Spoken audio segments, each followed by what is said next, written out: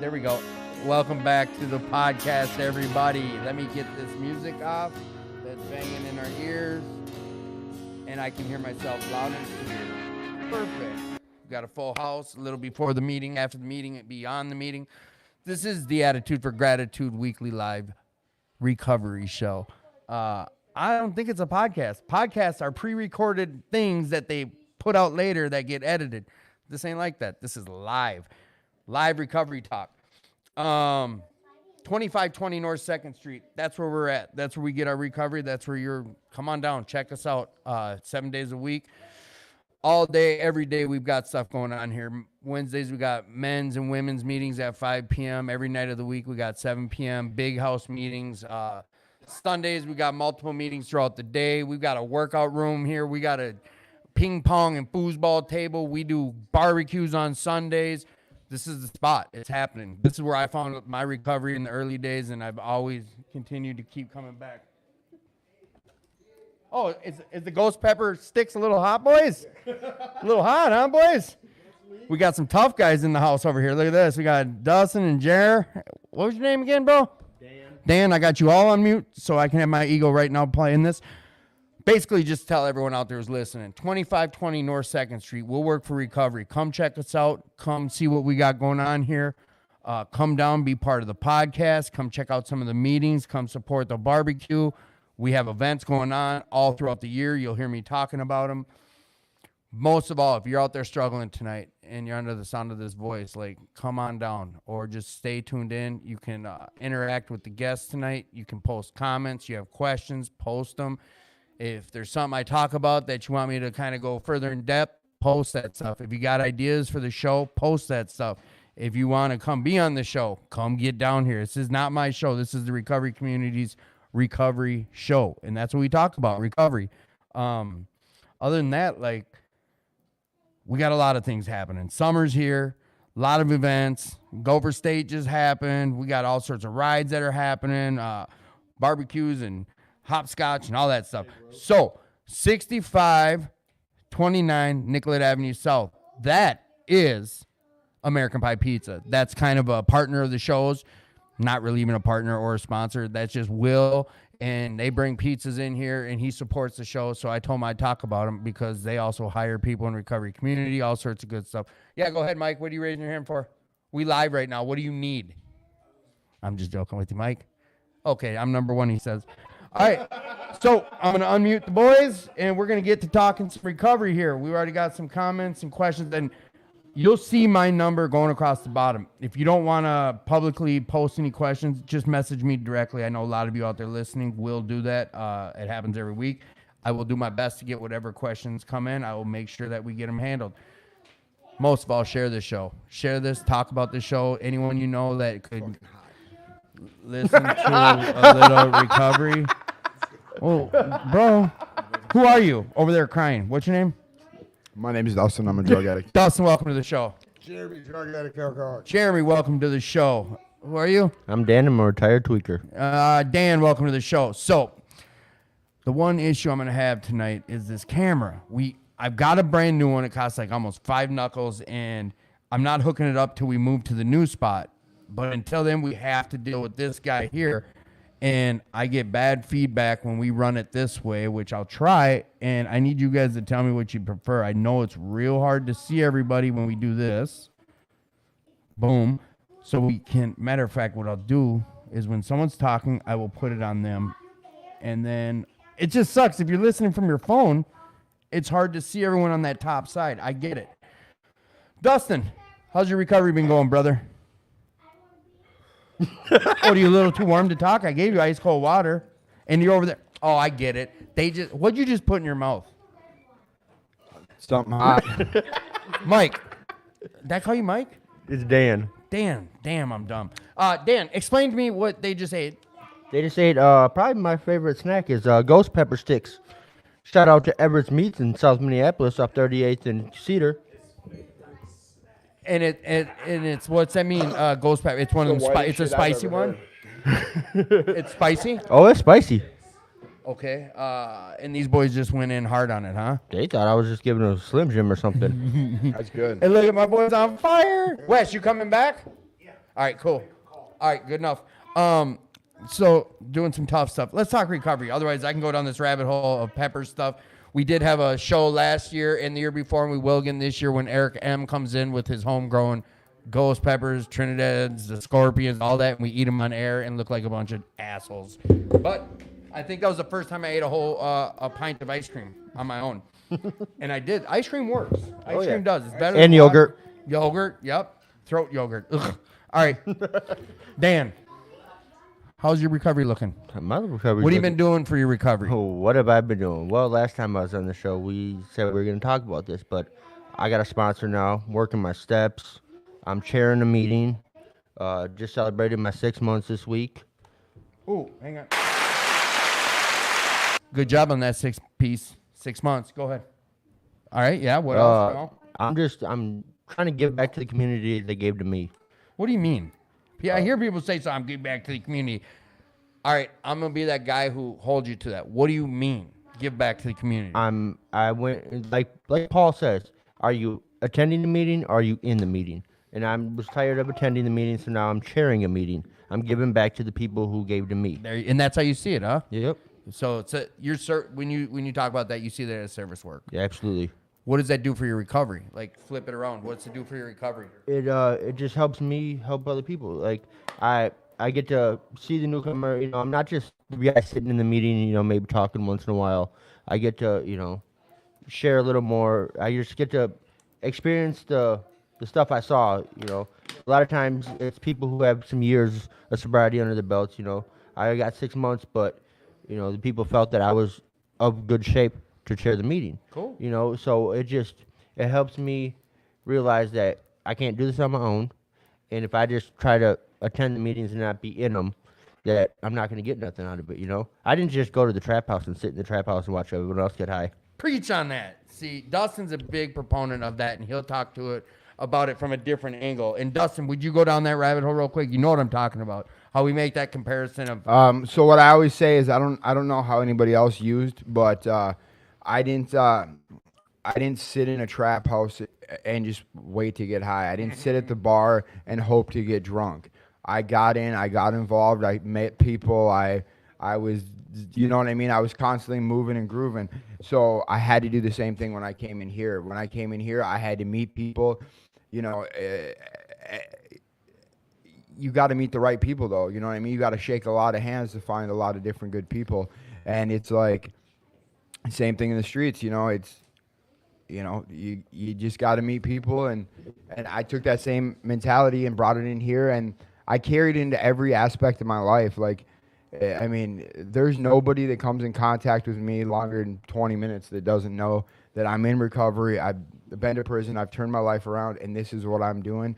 And the biggest part of that is gratitude, right? Like, I wake up every day, and the fact that I'm not dead or in prison is enough for me, right? Like, everything else will work itself out. Like, life is going to show up in recovery.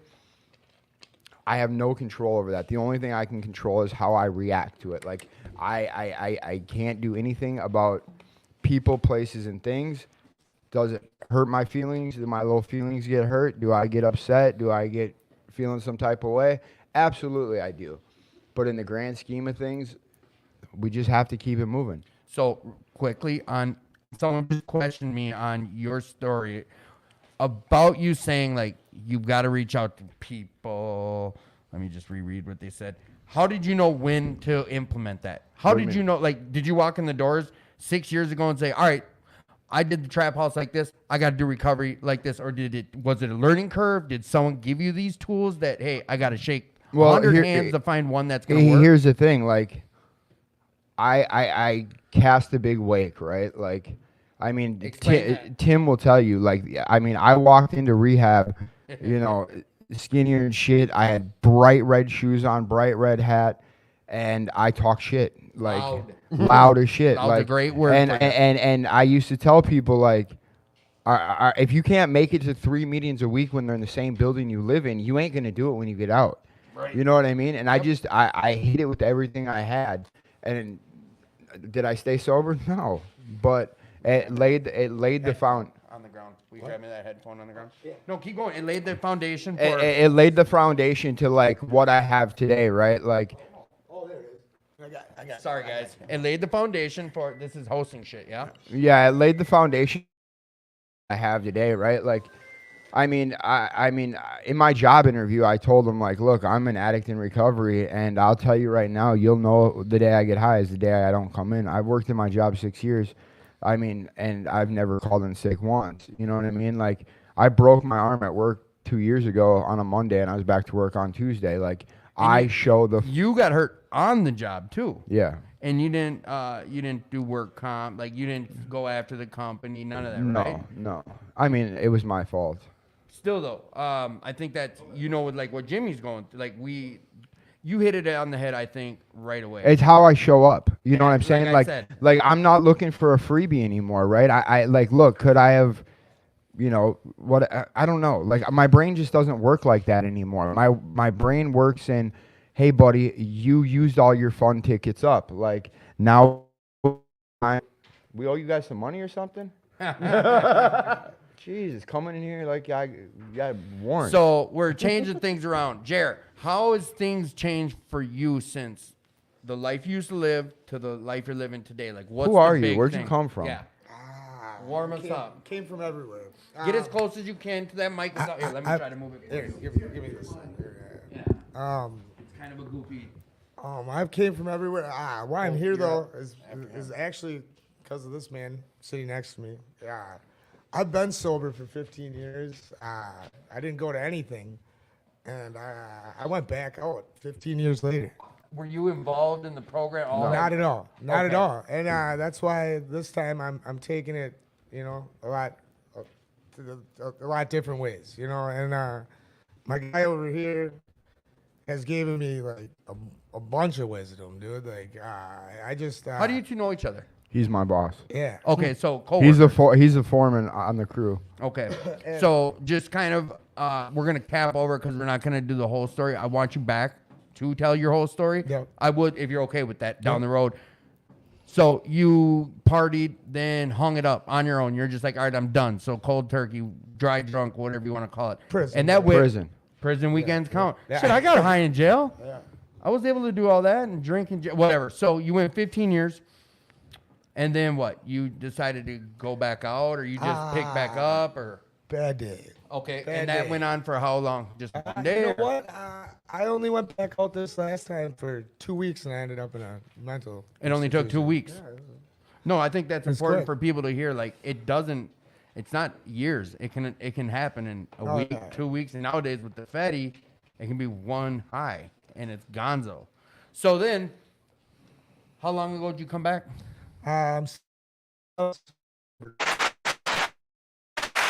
What have you been doing for the 7 months?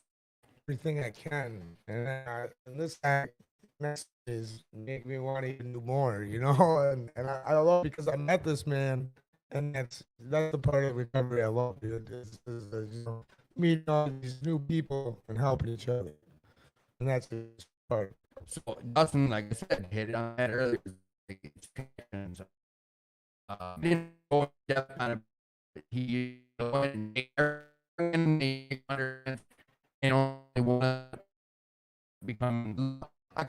We got to utilize connection.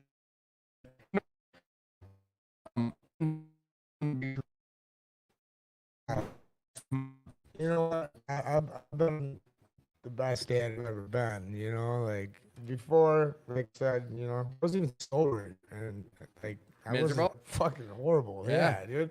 I never wanted to go home, and now it's like that's all I want to do is see my kids. That's all I want. That's like I'm looking at life different. Well, that's kind of what I was talking about in the meeting today, where you can have all the things in the world, but if you go home to nobody, like, that's not recovery. That's taking your will into your own hands. And when we take our will into our own hands, I don't know about you guys, but I shit the bed hard. You know what I mean? Absolutely. And what you're talking about, like, it's the same thing. Like, as you guys know, I've lived with the same person for 6 years, and he's moving out.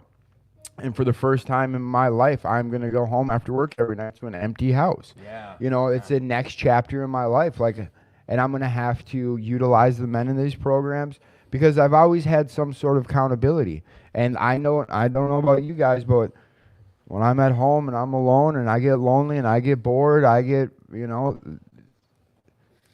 Our heads can wander, and without someone else to hold us accountable, things can happen and go south quick, easily. they Dan, we're gonna bump over to you because you're the first one who's gonna get bumped tonight. But it's not personal, it's just because you brought in some hot sticks and got my guys all over temped. Oh well. So you're chairing meetings now. Yep. What do you say to someone who comes up to you and, Dan, I'm really struggling, man. What do I do?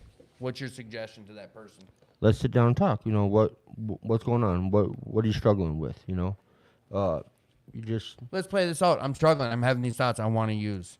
All right, Tim. You know, let's go for a little walk. Let's talk about this. You know, Man, what's on your mind? I just lost my job. My boss is harping on me, telling me I don't have no work ahead of me. I'm not sure where I'm going to live tomorrow. I got kids, mouths to feed. And, man, it's just an easy escape and an easy comfort. What do I do? It might be easy to escape, you know, comfort, but it's only going to be for, you know, one day or a couple minutes. You're just going to feel, but when you wake up in the morning, it's not going to feel that way. You're going to be struggling again. You're going to be looking around for that fix again, you know. When, you know, give me a call tonight, and if you still feel like using, hey, you know, if I can, I'll come meet up with you, you know. Otherwise, you know, we can sit and chat on the phone. So you offer an ear, you offer some suggestions, or, you know, if you want what I have, do what I did type of deal? Absolutely. I give to people what they gave to me. Yeah. And that's kind of how you've really been talking about it, which I appreciate how you do bring that up, and you stand on that. What are some of the roadblocks that you've had to deal with in your recovery? I had a big one come up, actually, just this last week. I'm in IOP, and like I said, I've been sober Intense since. outpatient treatment. Okay. Yep, I've been sober 6 months now. I've been on house arrest for 5. Okay. And I got hooked on these energy drinks really bad. Okay. And popped a false positive due to drinking energy drinks. Pulse positive. Oh, you mean like with a UA? Yeah, with a UA. Okay. And I know absolutely I did not use. Okay. So I said, what? False positive for what? And Meth- methamphetamines? Yep. Woo! My DOC, which doesn't look good either there. Right. And, you know, I'm on house arrest, you know, fighting a case. And so the only thing I could do is say, all right, I'll do a hair follicle test. You know, that's what I threw at them. They were pretty much, you know, okay, UA came back, you know, dirty from meth. We're going to sit at that, you know. They don't offer the hair follicle test. I said, well, you know, I'll give you a hair follicle test. Yeah. I know I'm sober. Well, unfortunately, that was $140-something I had to pay.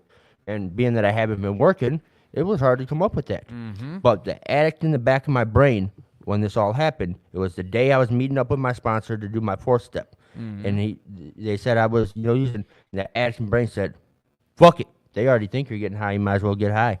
I know that thought, and I think a lot of people listening understand what you're saying. It's almost when Dustin talks about it, like, let's light a match, let's burn this bitch down. Why do you think your brain goes to that? Just it's natural, it's familiar. It's natural, familiar. It's you know, comfortability. It's what I've done for years. But what I did this time, you know, granted, before I may have picked up the phone and called the dope man, I picked up and called my sponsor. And I said, hey, man, you getting here at, you know, I was supposed to meet around 5:45. I said, you getting here at 5:45 or 5:15? Because I'm having a rough day, brother, and we need to talk. So you're utilizing the connections you made and utilizing your sponsor. So hurdles come up. You had no money. You had to drop a hair follicle on your dime. That came back what? I have not got the results back yet. Yeah, I'll get them back. No, I'm not worried. Attaboy. You know, that's the thing is it came up. It was weeks after I had failed this UA before they even said anything, because I don't even bother to ask my counselor at treatment what my results are, because I know that they're clean. Right. He don't even bother to look at them because he knows that they're clean, and he sends it to my, you know, conditional release worker, and she calls me up and says, "Hey, you popped positive from it." I said, Surprise for them too. yeah, I said, what? I chased my counselor down, no joke. Chased his car down. Hey, man, what's going on? I had a positive UA and you didn't tell me? He said, what the fuck are they talking about? You know, he looked back and sure enough, it did, you know, pop positive, but it wasn't. I knew I had, you know, used, but it was just that struggles of being, you know, broke, not working, having all this stuff, and just wanted to say, fuck it. But I didn't, you know. I utilized the tools that I have now under my belt. So, I had another question come up. Someone's saying that we're freezing up, but I popped on live and we're good. This, you know what? This can go to all of you guys. You guys get to think about the question. Where'd it go? He just sent it in. What's something that you've discovered about yourself since being in recovery that you weren't aware of Then I'm a selfish bastard. Elaborate. You know, when I was using, I would, you know, if you were my friend, you know, I'd give you drugs here, I'd leave money, help you out, you know. But I was just doing that because it may have felt me good at the time. But now that I got sober, I have things that come up, you know, with my girlfriend where, you know, I'm like, since I'm on house arrest, I want to go to a meeting, and she drives, I don't. And she's like, "Hey, I'm a little tired. I've been hanging out with kids. I don't want." Oh, really? You don't want to go to a meeting? You know? You know, just flip out, like, because I can't go to a meeting because she's tired. You know, and when I don't even bother to say, "Hey, babe, I understand you're tired." You know, what can I do to maybe help you out? Right. And it's just I tend to think about myself more than I tend to think about her. You know, it's all about me. How do you get over that? What have you been? Is it just by recognizing it you're able to jump over that and kind of work on it or correct it, or does she call you out on it? Like, how does that No, play that's out? the issue with us. She don't like to talk to me about it. She'd rather just, whoop, you know, Hand to the face, or just pretend it didn't happen? pretend it didn't happen and just move get on? Yep. But no, you know, I kind of realized it and then I apologize for it, you know, and I speak about it more, you know, instead of just not dealing with it, which before that's what I would have done, just had not dealt with it. Now I got that out there because, you know, I'm not going to understand the issues I have, you know, of being selfish if I don't express them. Right. No, and I get that. Jer, I'm sorry, I'm calling you like I got your nickname down. that's all right. Anyone out there listening, if for some reason we're having issues connecting, try through one of the other platforms, or I know we have this on 4 different YouTube channels, and there's like 3 different Facebooks. So go to the Will Work for Recovery Facebook page. I think that's a fail-safe. Any of the stuff with my personal page, for some reason, I'm getting some hiccups on it. So, Jeremy, what have you noticed or discovered about yourself in this last 7 months that you weren't aware of about who you are because of recovery? That I am not accountable. I am not. And you know what the best is the other day I learned this once again from my guy. We're at work, and Better be careful on this pedestal, bro. he's been asking me to come to these meetings, you know. And it's like I've been going to a couple, and I got my home group or whatever, and I'm like, yeah, you know, I'll go with you, and then you just never show up, you know. Yeah. And one day we're out here, we're on Minnetonka, we're sitting there. And he's like, "You gonna come to this meeting tonight?" You know. He's like, "Accountability is like the one thing that's helped me in my sobriety." And I'm like, I love it. Okay. And I haven't been accountable, dude. Like, and that's what I've been showing up now. I tell him I'm coming. Yeah. And you know, cause I'm willing to do whatever it takes, dude. That's the key. Stick with that, bro. Stick with doing what you're willing. It's one of the key words we learn about is willing. As long as you're willing, like, sky's the limit in this program. So tonight's first time being at Will Work for Recovery? No, I went Wednesday with him, and then I told him so now, you know, this week I'm showing him my accountability. So do you remember how this place was explained to you? Did he explain it to you? You just said, come check it out? Not really, he just told me there's a really good group of people. So you've been to other meetings, you said, right? Yeah, I've gotten to meet him my whole life. All you right. know, So but, like, you ever been to a place like this? not like this. How would you explain this to someone else? Like, It's not so, like, you know, when you go to an AA meeting at a church. I'm not downing anything. No, Any hey, it's meetings. your Are, view. It's I've okay. been everywhere, but this feels better for me. You know, it seems like a lot of people like me, like a lot of relatable people. You know, like that. You know, it's not like. So I've been to AA meetings where it's like a bunch of 60-year-old guys that, you know, are alcoholics, and which is, you know, like I said, I'm not downing anyone, but it's just not as relatable to me. Like, you know, a bunch of guys that ride bikes, or, you know, like, or, you know, had that hard life like I've had, that it relates to you a little bit more, you know, and for that helps my recovery. I don't know. no, you do know. You just said it out loud. Like, that's how we work a lot of this stuff through is you're lucky that I don't want to pump Dustin up. But to be able to recognize some stuff about ourselves, like working some steps. I had a sponsor who, after sharing a 5th step and we worked some steps, like, he graciously pointed out some things about myself that I don't think I would have came to the conclusion. And without being willing, I'd have been on some defensive stuff. Like, I'm selfish. Fear. Yeah, right. My whole life was fear. But Dustin, what have you learned about yourself? What's one of the biggest things you recognize about who Dustin is today versus you not being able to see well active use? I think the biggest thing that I found out that I'm a lot more sensitive than I thought I was, and it comes out in anger, right? Like so like let's just be honest, like if I felt some type of way, I went towards anger.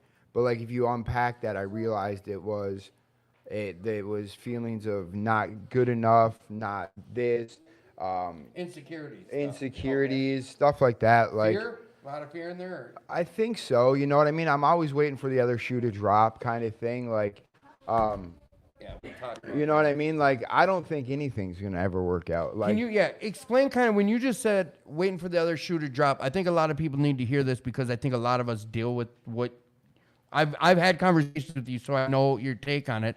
Share for about example, that. I've had the same job for 6 years. My superintendent, one of my superintendents is my brother-in-law. The other two freaking love me. And every year in January, I call them and say, "Do I still have a job?" And they're like, "Why are you calling?" You know what I mean? Because Yeah. in my head, it's like, I think I'm going to wake up one day, my bank account's going to be at zero, my landlord's going to sell the house, and my job, they're going to be like, "Oh, wait, you're a dirtbag." But it's not self-sabotage. No, it's my whole life has been and here's the thing is like what I realize is my whole life has been chaos, and so I'm so used to being on the defense that now that I can be on the offense, it's a little bit harder, right? And so like I just had to learn how to like combat those thoughts. And like I was the kind of guy that would like fight for relationships, fight to be, you know, like when shit was like whatever. And it's like I learned today, like if somebody doesn't want you in your life, if a job doesn't want you, if a person doesn't want you renting from them, if your baby mama is, you know, whatever, if your baby daddy or whoever, you know, whoever the person in your life, you know, if they don't appreciate you, somebody else will. And, you know, and I'm in a very unique position where I came into these rooms and I got hooked up with a group of men that like call me on my bullcrap. Like I know a lot of people in recovery, they go do stuff and they just sit around and they gossip about other people and they talk trash or blah, blah, blah. And all that is your insecurity, right? But I have a group of men that like, that have my back no matter what. And when I'm being an asshole, they tell me I'm being an asshole. And when good things happen, they're there to, you know, celebrate. And when bad things happen, they're there to lift me up. Right. And, you know, things are going to happen in recovery. And it's just how, and the other thing I'll tell anybody listening is like, how you show up for people is how people are going to show up for you. So if you're constantly looking for the next best thing, you're constantly, you know, swiping on your phone for something better or, you know, a better situation, a better party, a better meeting, blah, blah, blah, blah, blah. Like, well, when you need somebody, are they going to be there? And by the grace of God, like I've spent the last 5.5 years reaching out to guys. Hey, are you, I mean, I could go through my phone right now. There's 10 guys today that I called and just check on. And it's like, I have this thing, like if you call me, even if I'm doing something, I will answer the phone and I'll be like, "Are you good?" And yeah, I'm good. All right, I love you. I'll call you later. You know what I mean? You're a big proponent of hearing a voice. This text message shit, I know firsthand. That don't cut it for you. No, absolutely. Explain why. It's because like when I'm in active addiction, I can send you a text and anything. Mm-hmm. But I'm very like, I need to hear your voice. I need the connection. I need the, you know, I need the connection of like, are you good? Right. Yes or, you know what I mean? Like, you know, I can send you a text message saying, "Oh, I'm great, life's good." Well, I got a needle in my arm and a, you know, whatever. But like, and here's the thing is like, it's not easy. Like I sit and I'm like, I don't want to bug this person. They're busy. They're doing this. They've got a podcast. They're really cool. You know what I mean? Blah, blah, blah. He's trying to make a shot at me. And, you know. Hey, it was funny. Side note, I was helping out Dustin's dad with something, and I took a picture. I sent it to Dustin. I don't know why I'm sharing this. It just struck me so funny. Sent him a picture of me and his dad. I was like, "Check it out. I'm with Papa Dustin." He said, "Oh, what'd you say?" I said, "Is that the dude you just met on Grindr?" But no, I just thought it funny. and here's the deal. Like, don't get me wrong. Like, I talk shit. I have fun. Like, I bust balls. I'm pretty rough around the edges. But the thing about me is, I'm gonna lay all of my dirty laundry out in front of you, because then there's no secrets. Like, here's who I am. Like it or not. Like, if you fuck with me, okay. And if you don't, that's fine too. There's a lot of people in these rooms. Yeah. But like, there's a lot of guys that will sit around and quote the big book to you, and on page 19 of this, that, and the other thing. But then you turn around and they're talking shit about a meeting, they're talking shit about somebody else, and blah blah blah blah blah. Like, I'm not a therapist. Don't talk to me like one. Well, and I actions, like profound shit we say versus profound shit we do. Yeah, and it's like, how many of those dudes are actually going to show up when you need them? Right. They're just good at quoting, good lip service. So, Jeremy, out of the blue question. We have a guy here named Chucky, the soap man, from the Soap Zone factory right across the hall. And he's a great guy, and he has a vision about soap. Do you know anything about this? I got some soap ones in. Prove what? Talk to me about it. What was that experience like? was- Meeting him and getting it, and have you used it? I have not used Ah, it. It's bro. still sitting back. Well, I'm a busy man. I work get a it, lot. I get it, I work get it. a lot, and you know, you think I should be using soap, right? But I do. I just haven't used that one. But no, he's a great dude. Yeah. I don't know. Everyone I've met so far is pretty awesome. So Chuck C, he is the soap man, the So Hope man, and here's some of the soap here. We didn't talk too much about it at the beginning of the show. I was waiting for him to send me something to read about this, and what he sent me, that's the reason why I kind of cock-blocked this conversation and brought this up, was the guy who you're interviewing with the big beard without the mustache. I met him the other day and gave him some soap. I wonder what he thinks about the soap. But I wonder what if he liked it or not, especially with the message. I bet it's probably still sitting in his truck. It is. And hey, how about this? The accountability thing. I will use it tonight, my man. You heard that, Chucky. I had soap in my truck. It didn't make it into my house until about a week ago, and I love it. People are texting up there. Yeah, we've got. What did that say? Sasha said, "I'd love to do something like this. I love you guys. Can do." Sasha, see you tomorrow. Sasha. Ashley told us that we were freezing up. tell her to get back to work. Maybe that's why it's freezing up, because she's supposed to be working. Yes. No. Anyone out there on the job site, you can listen to the show while working. Question for you, Dano. Dano, what would you prefer to be called? Anything but a piece of shit. All right. I like it. What are you most afraid of? That's a hard one right now. Back in your mind, what holds like a big weight of fear for you? Me just getting to that point where I just say fuck it and stop using the tools that are in my belt. You know, Giving up? kind of giving up. But I don't foresee that. But that's why they say one day at a time. You know. So what have you found makes you truly happy? Have you found something that makes you truly happy? We talked about this actually on Wednesday. Truly happy. I don't know if I'm truly happy yet, but I'm a lot happier than I was before. You know, I wake up every morning. I'm in a good mood. I got a smile on my face. I got friends in these rooms who message me every morning and say, "Good morning, man. How are you doing?" Things I didn't have when I was using. You know, I have some accountability now. I've learned to handle things that before baffled me.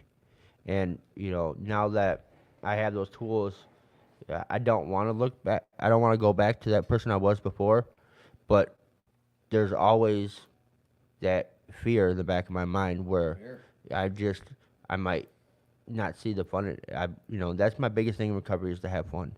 You know, if I'm having fun in it, I'm gonna keep doing it. Oh, yeah. I didn't get high because I was miserable. I got high because it was fucking awesome. Yeah, it was you for know? a long time. Yeah. Till it wasn't. Yeah, exactly. You know, and until I stop having fun in my recovery is when I really am gonna have to, you know, buckle down.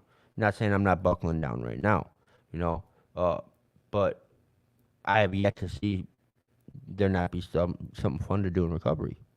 You know, I went to Gopher State. That was a blast. I never shook so many hands, gave so many hugs, said hello, how you doing? Met people that, you know,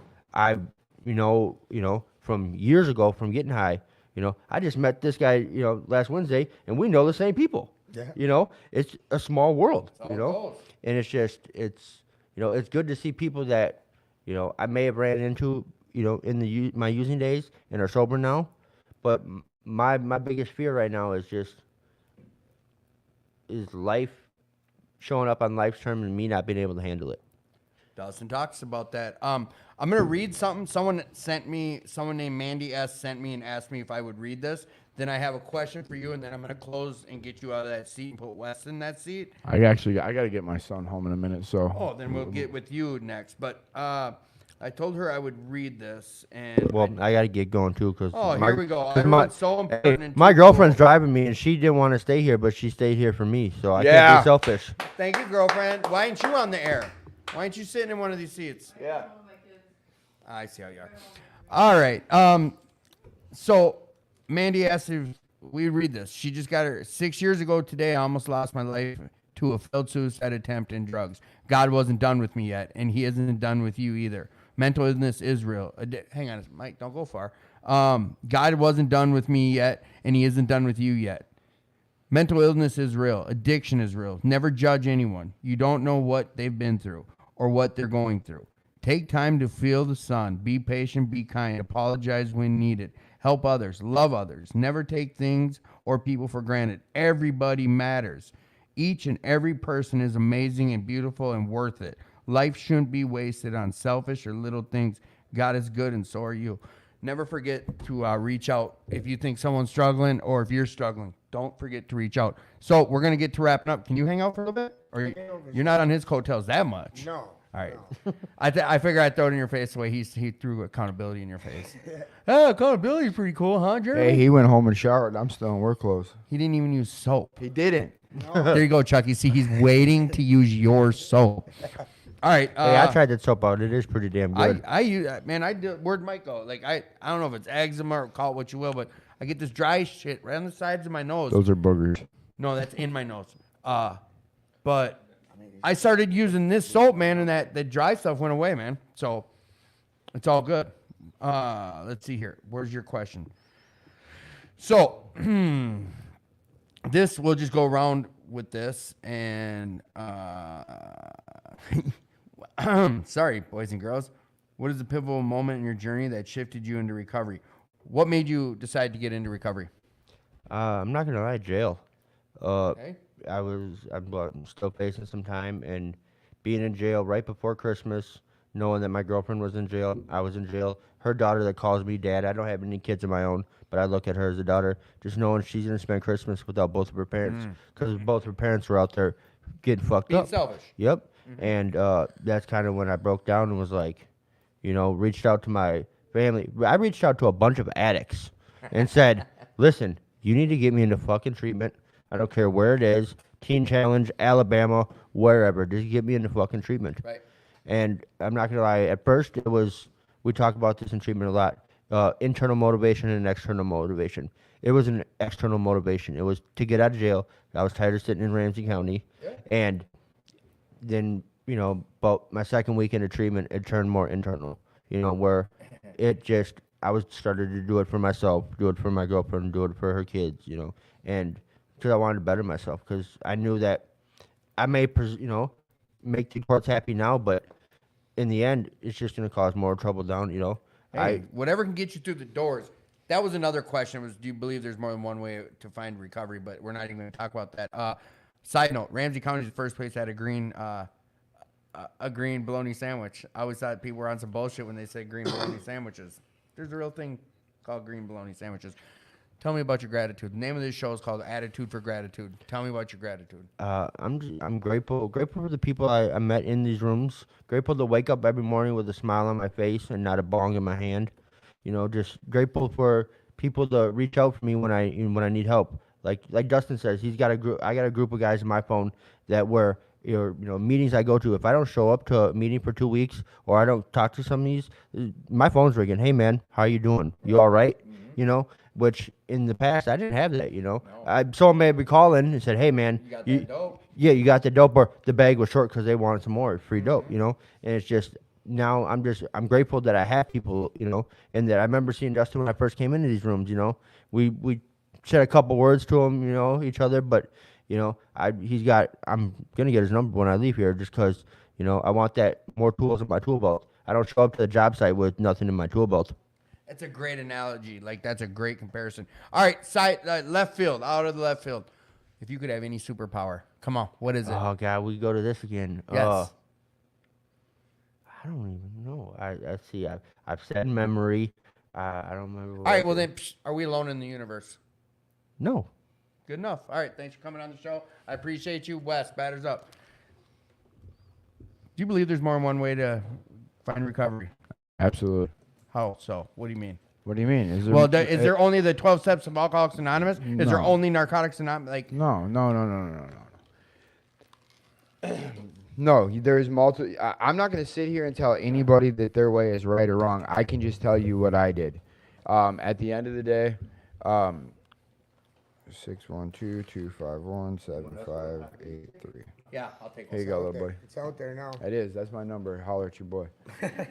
Find me on Grinder. Find him on Grinder. I want you on the show next time you come in, please.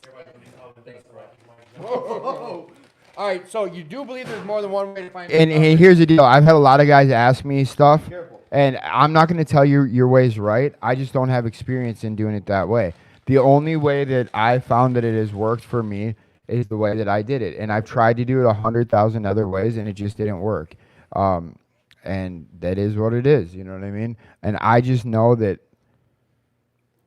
I can't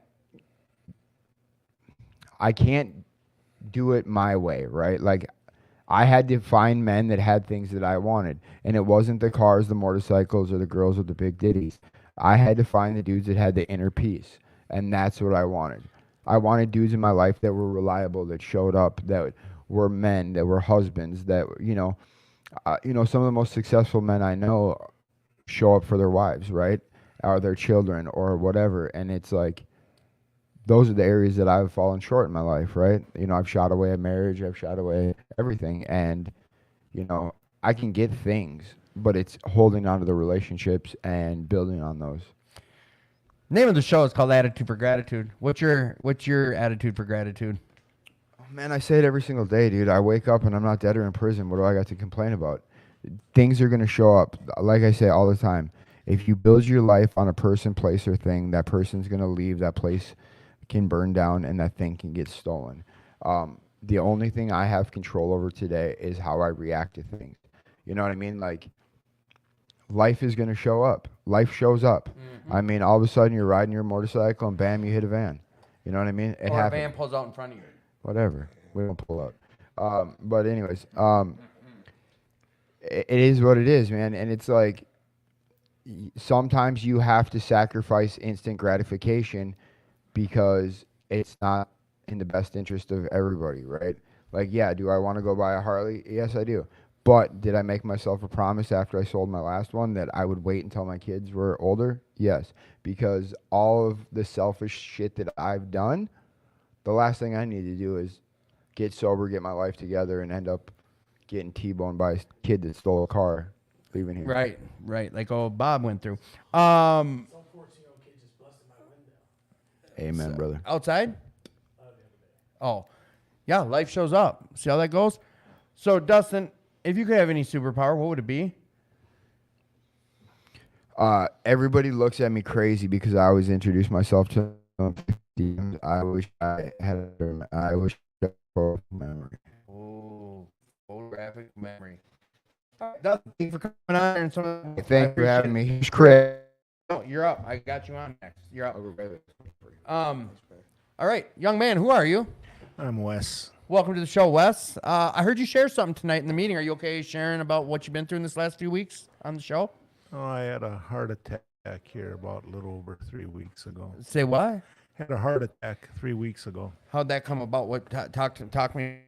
And this is, you've been in recovery for what? A couple months now? No. No, I've been sober since December 11th, 1978. Okay, so about 46 years. Yeah, coming up on 46. 46 years. So you've done this a little bit. Dustin shared about life's going to show up no matter what our plans are. Take me through that. What happened? I didn't know this. I just heard you tonight bring that up. What share with me what you're comfortable sharing with about that Well, experience. I like to ride my old beat up bicycle. It's one of my passions next to doing auto repair. Yeah, You got to find things you enjoy doing, being sober. And that's one of the things I enjoy. I take pride in my skills, being a mechanic, and because I was so used to having nothing. Yeah. And the program restored some faith in myself and some real pride and dignity back into my life over the years. And I was riding my bike that night, and it was on the Thursday before Gopher State, and I parked my bike in the garage, and I was sitting down watching my usual YouTube programs, Your routine. my routine, and I like watching auto diagnostics, so that's my passion, and I started feeling a sensation in my chest, and I got up. Jesus ain't right, so I went and got a drink of water, and I laid down, and it got worse. Then it got worse, and then I called my son upstairs, and he said, "Dad, what's wrong?" I said, "I'm getting this pain." He said, "Let's go to the hospital," and I said, "It got worse and worse," and I said, "No, I don't think I'm gonna make it. I'm gonna call an ambulance." You made that call. You made No, that my decision? son made Okay, that call. okay. And I says, "Yeah, you better." And right now the pain was getting so great, and they took it was so jacked up. My son's phone died, and then I had to give him my phone, the L911, but they were underway, and at that time the pain was getting so bad. What Now kind what- of pain? Just like tightness, or No, like, it was this pain right in your center of your chest, okay? and then your middle of your back, and it was very, very crippling pain. Was it hard to breathe too? I think so, yes. And it was so great, and I was getting angry. When the F are they going to get here? Right. Yeah. Yeah. One of those kind of pain, Well, and there's some fear involved too. Not so much fear, but the pain. When they going to get here? And they finally came, and they hooked up the monitor, and they gave me the nitro. Up your nose? No, underneath your tongue. Okay. And then they say it expands the blood vessels, and it's let blood go through to my heart because I had a restriction. And Did they do EKG? Is that how they can? Well, they put a monitor on you, and they know how to read it. Right. And they could see something was going on, and I couldn't lay down. Then they had me sit up, put me up, and the gurney strapped me in, and I got a fast ride to the hospital. Sirens blasting, and Oh, they did that right there in right, the ambulance. yeah. Within 5 minutes, I was on my way to HCMC, and then they put me in the trauma thing, and then they were already there. They shaved me, had the patches on me if they had to hit me with the paddles. And they kept giving me the nitros to get the pain to come down. Could you tell when they give you the nitro, was there an instant relief? Yeah, the pain would subside a little Okay. bit, but it was more manageable. Do they do pain meds as well, or no? No, they just give you the nitro, and it expands the blood blood, vessels, okay, let so blood, flow. because I had a restriction Okay. in the heart, on the left side of the heart. They call it the widowmaker. Oh, it was the widowmaker artery. That yeah, one. yeah. And so it went well. They put me up in the cat lab, and then they give you a little mild sedation, but I didn't feel anything. I'm so brain dead anyways.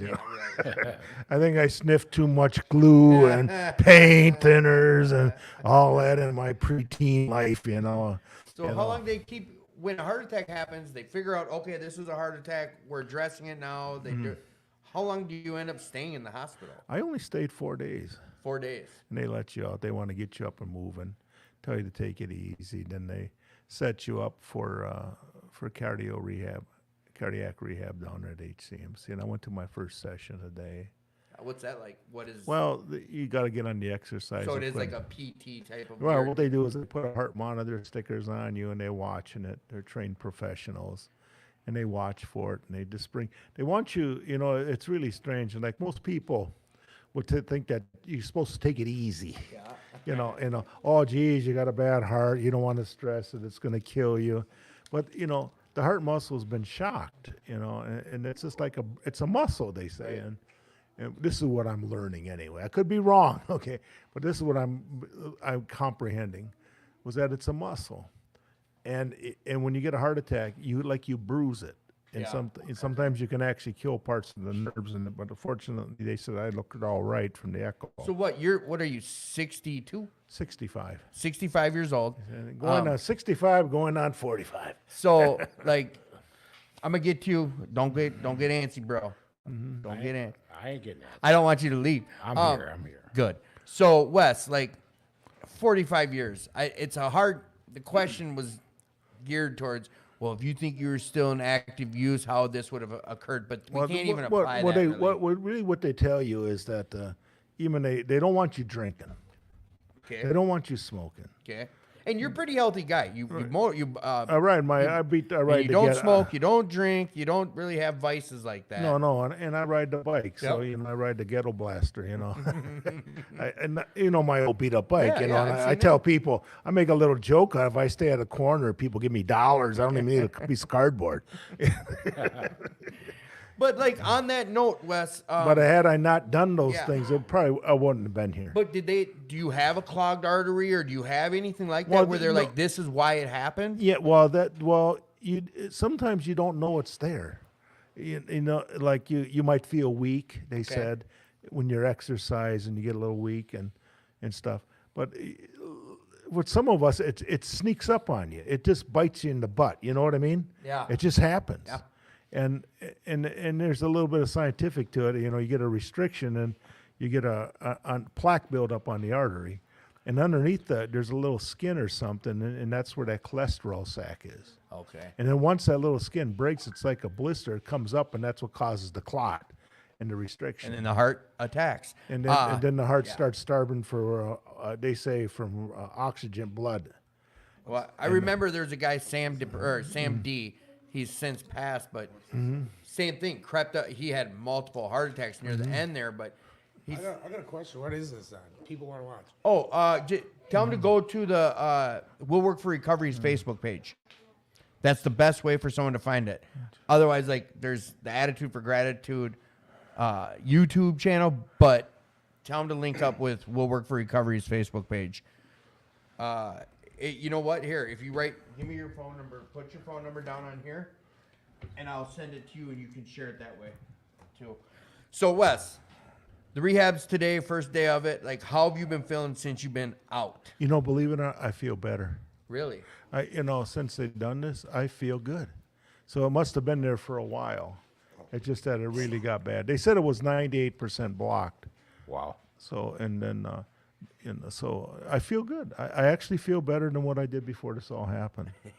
That's good. Yeah. So it did its purpose, So I've got a common question. No, I'm glad you're here. I'm glad you made it through that, and I'm glad you're able to share with us about it. The common question a guy asked earlier, but someone wanted to hear from someone with the time you have. Do you still deal with hurdles in your recovery? Hurdles about your recovery? Well, sometimes people take your inventory. Yeah. And I don't like that, and I think they're full of shit. I think sobriety speaks for itself. Your life will speak for itself. Is that right? Yep. And I'm not a follower. I believe the fellowship is a fellowship of individuals. And I think you also know I'm Ojibwe, so I have spiritual beliefs and Ojibwe beliefs, and there's no two stars alike in the heavens. There's no two stars alike in the heavens. You know what I mean? Yep. And what I'm trying to say is each individual that is in these rooms, this is my philosophy. Yep. And that's it's valid. They're centered in their own sobriety. And you know what's going to work for you. Mm-hmm. And you know what's going to make you feel good. But wait, no, before you go further, how did you figure that out, though? Was it the day you walked into recovery, you knew what would make Wes happy, or how long did that take for you to find that peace? Well, until I did the steps. Come on. I had to live the program. I just couldn't talk it. I thought I could. For 18 months, from 1976 to 1978, I was just a young 18-year-old kid. I went in and out of AA. I went to meetings. I thought maybe I could get this, as they call it, rigor mortis. But, you're going to wake up. You're going to remember everything. And, when they say you got to turn your will and your life over to the care of God, and you got to turn that life over to the care of God, the life that you brought in with you. Mm-hmm.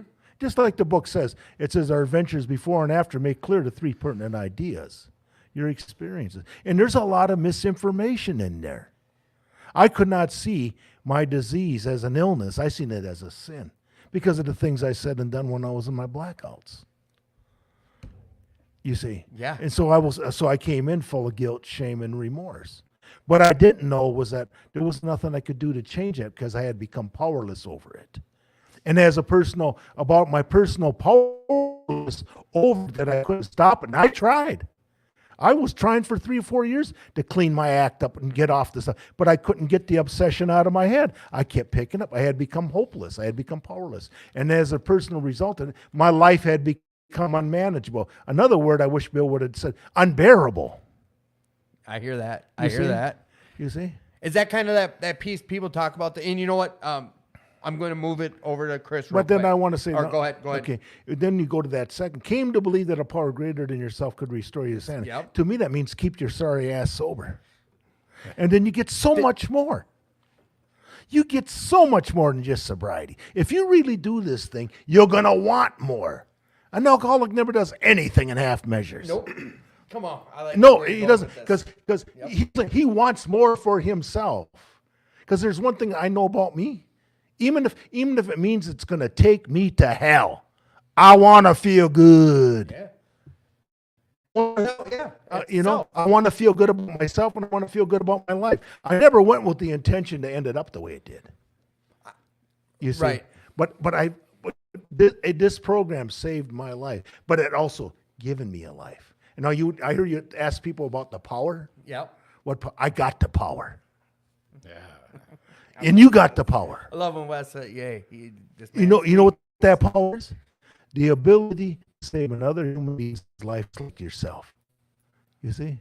Love that. But you can't give something that you ain't got. Can't draw a roadmap somewhere you haven't been. That's right. And you already been there. You know, even there's some things in your life that you can't talk about to other people you think. But think about this. Some people will never let you make amends to. But think about this. Just like the promises. No matter how far down the scale we have gone, we will see how those experiences can benefit others. We can use that to help another addict or another drunk that has done the same thing. We got to let them know they're not alone. Never. They're not alone. And that was one of the things that I did not know until I got here. Are you really like me? Are you That's- really, yeah, have you yeah, really yeah. suffered the way I have? Because if not, let me get the hell out of here because I'm dying inside. Yeah. You see? You got to give me something that's real and genuine. You see? I got to see your miracle to get my own. That's right. I got to know you come from the same point, the same bottom that I came from. Yeah. It's not promotion, it's attraction, not promotion. You know, when my hell talks to your hell, magic happens. Because that's when the grace of God comes forward and we can shine. I could go on, man. You guys got me on fire now. You see what you guys did? No, I love when Wes goes off on one like he is right now. Yeah. And listen, you got someone behind you needed to hear what you said. This is how, and this is a part of what you just said. We find another person like us and give them what we got. And here's the thing, You're too. not alone. Just like I was sitting here. When you live in the past, and if you don't do the steps, you're going to stay stuck in the past. And the longer you stay here, the more stranger the present becomes. That's the truth. You see what I mean? The longer you live in your past, in your shit, in the garbage, in the trash, the more stranger the present becomes. Does that make sense? 100%. You feel like an alien. Because But- shit's happening you don't understand because you are not working in this new life. It kind of goes can I throw a little Christian at Come you? on. You can't put new wine on old wineskins.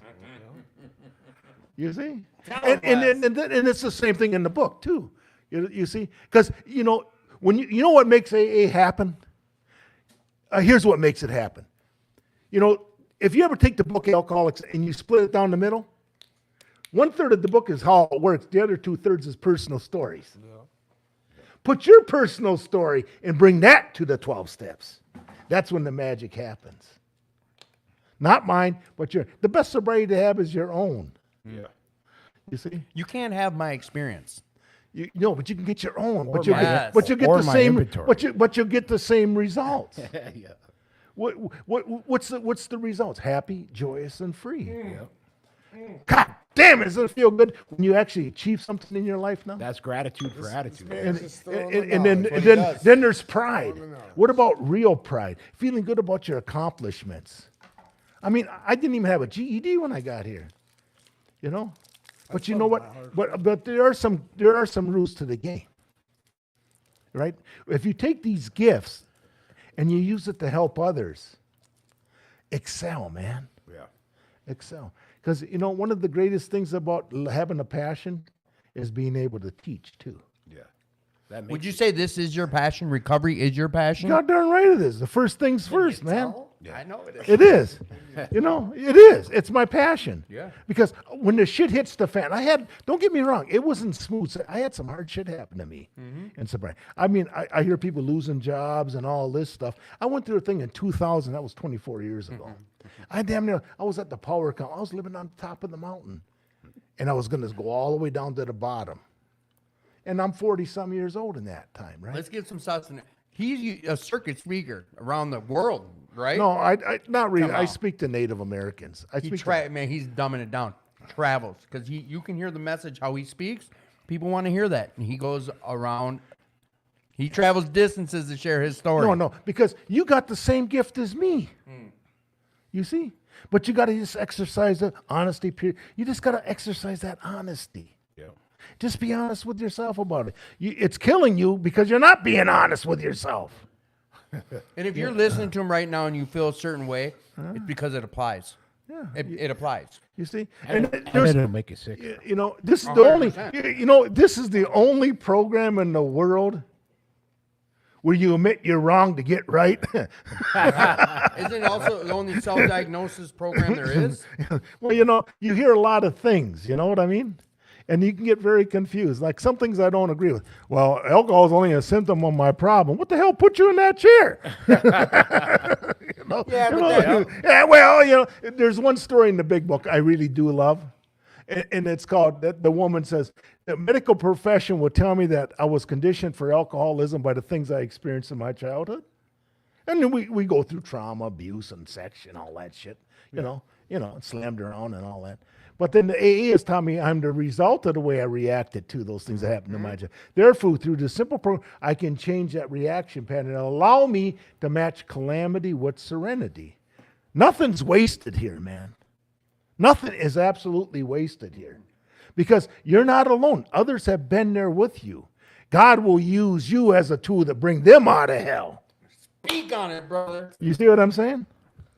I didn't think I was gonna hear some knowledge like this. Yeah, man. Come on, man. I've been sober 45 years. I think I got my head on my ass.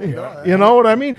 All I'm trying to do is grab you by your shoulders and pull your head out of your ass, you know? Good luck. I've been waiting. You know? I've been He waiting. speaks the truth though, like, You know. and it comes from his own experience. Yeah. Young man, who are you? I'm Chris. Welcome to the show, Chris. How long you been doing this thing? July 4th, it'll be 6 years. How long have you been coming to Woodwork for recovery? A little over 2. What's been the biggest asset of being in recovery for you? The biggest asset? Yes. The biggest asset is probably,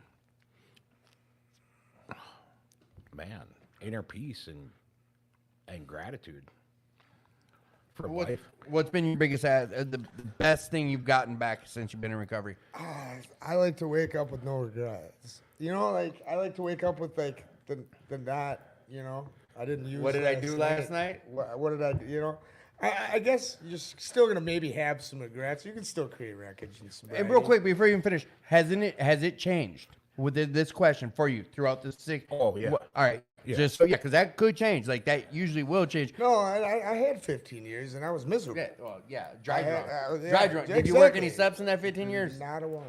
And I didn't do anything besides just recovery stay related. miserable and sober. You Right. know? I And you just know didn't what, drink. That's all I did. You know? I see you got more candy for me, Tim. Yeah. All right. But honestly, and that's why I'm still here right now. And that is why I'm still. I heard this man. I've heard some. Well, I've heard and some like God, amazing he said, things. God put God's a strategist, and like Dustin got put in your pathway for a reason. 100. No, that's 110. And however that opened that door to get you to this door to hear this man, this is how this whole thing works, bro. And then and it's wild. No, it is. It's wild because like I've needed it lately more than. Get this shit. Get this shit. I've needed it more lately than ever. Get this shit. You know, I you do. know what? You know what I was told a week ago?